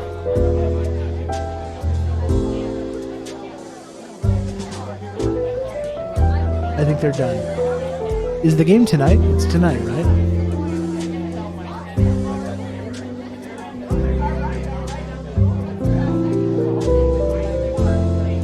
Oh, that's actually very satisfying.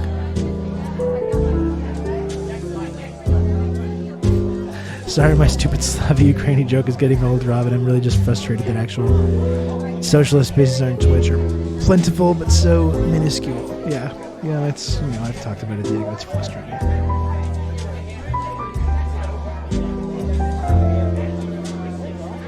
This whole last year and a half has been quite frustrating. I think trying to maintain sanity amidst the massive kind of propaganda fire hose.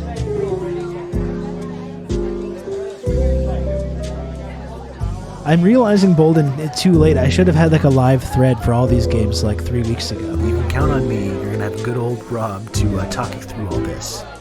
Like we've been doing some in the sports chat, but I should have had a live, like an official NBA playoff thread.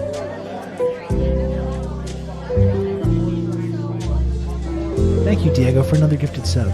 Diego, I really appreciate you. Thank you. People that support this stream are incredibly fucking generous, and it regularly shocks and surprises me. Yeah, we'll get that going for the finals, Bolden. That sounds good. Maybe even tonight. I mean, might as well. It could be better late than never, kind of thing. I'm going to be so depressed, though, over the next couple of days, not having NBA playoffs to watch, though. It's become such a part of my routine, watching the NBA playoffs, like, every night, watching 3 hours of basketball.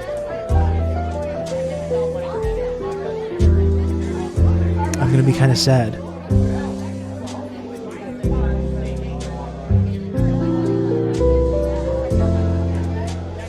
Who you like at 13 for the Raps? Oh, I have no idea. I really don't follow college hoops at all. I don't really pay a ton of attention to it. I'm a little like that's a bad drafting position to be in. I'm sure they have a pretty good drafting record, Masai and Bobby Webster, but I don't think there's no like franchise altering pieces out there. I mean, they found Siakam and Fred VanVleet and other people late in the draft, so maybe they'll find someone, take a chance on someone. I'm sure it'll be someone kind of unexpected, someone that has a ton of upside. Hey, Chad, do you come here often? There, you're getting into the vibe, Doc. Take care, Sean. Sean, I respect how before the stream started, you were like, yeah, I'm not going to be around that much today. And lo and behold, Sean's been here the entire fucking time, haven't you, Sean? Haven't you?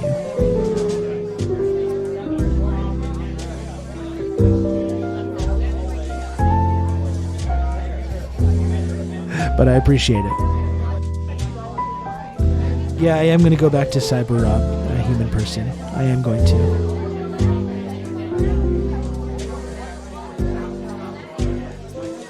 Now that I have time, like that's the reason I haven't been doing it is because I just like been watching basketball the whole time.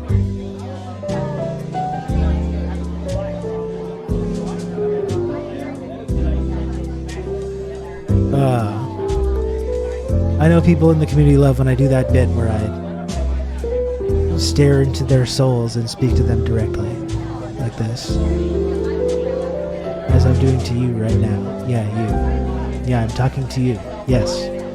Hello.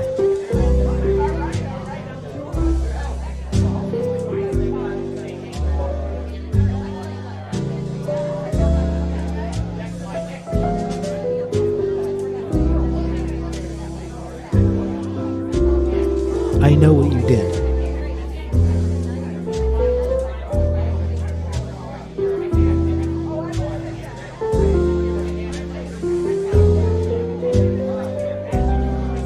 Let's just leave it at that. I'm going to take this another direction, actually. You know what? Because listen, yeah, you.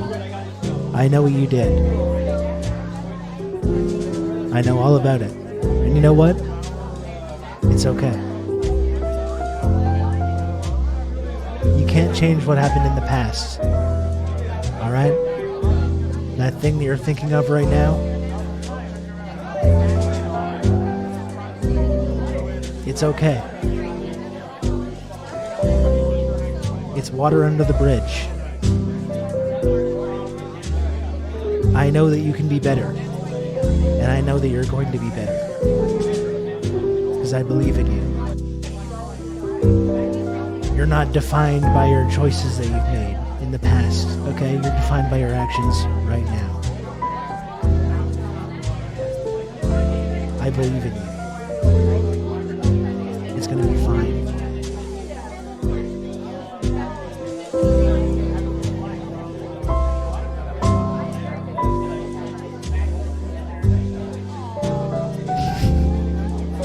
I had a great stream and I changed two emojis for the first time ever. It's good. The two characters we love seeing together, Kim Il Sung and Momo. Just wearing shades, having a great time.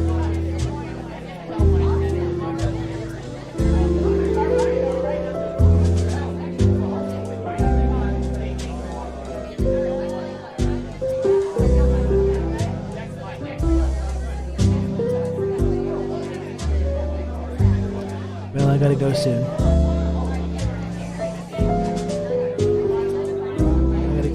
The question is there one generous chatter that could get me over the 20 sub mark? Is there one generous chatter that can get us there? That's the question. I think there might be.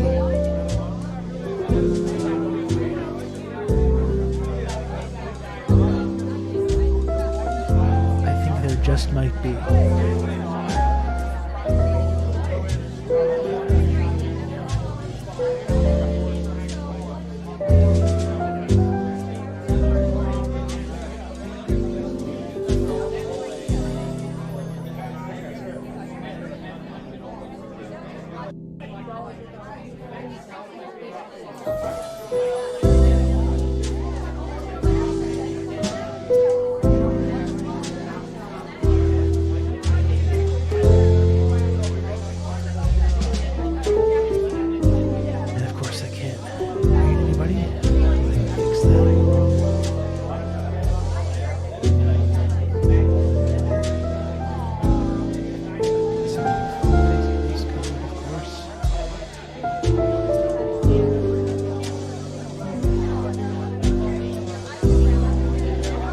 So folks, tomorrow, 12 p.m. Eastern. It's usually when the show starts. I'm going to get started a little bit early tomorrow to talk to Dimitri Mascaris at 12 p.m. 12 p.m. That's 1 a.m. Pyongyang time, Dmitry Lascaris is coming on the program to talk to us. Should be a good conversation. I'm looking forward to it a lot. Thanks again for everyone to come here and chat today. I enjoyed this lengthy chit-chat. It's been 3 entire hours of chatting about a whole bunch of nonsense. And I thought it was highly enjoyable. I highly enjoyed spending my day with you today, chat.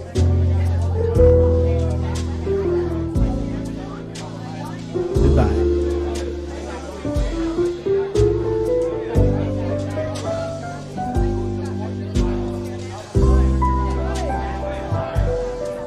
Should I just sit here for the next minute? Like this?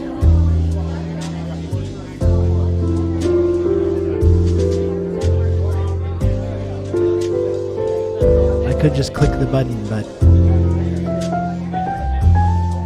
maybe I should just sit here like this for the next 45 seconds.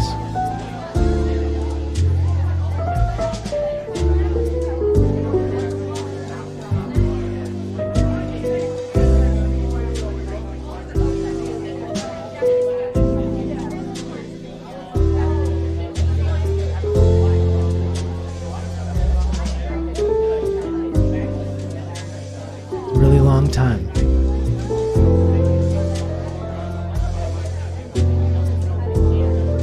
Which prequel Star Wars is best? We went over this already, but it's Revenge of the Sith.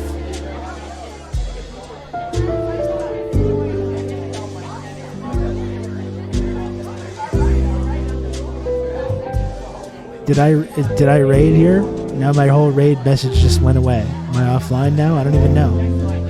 Is anyone still watching this? Who knows? I don't know. I'm only the person doing the stream. Why would I know? Why would I know if there's anyone there or not? You know?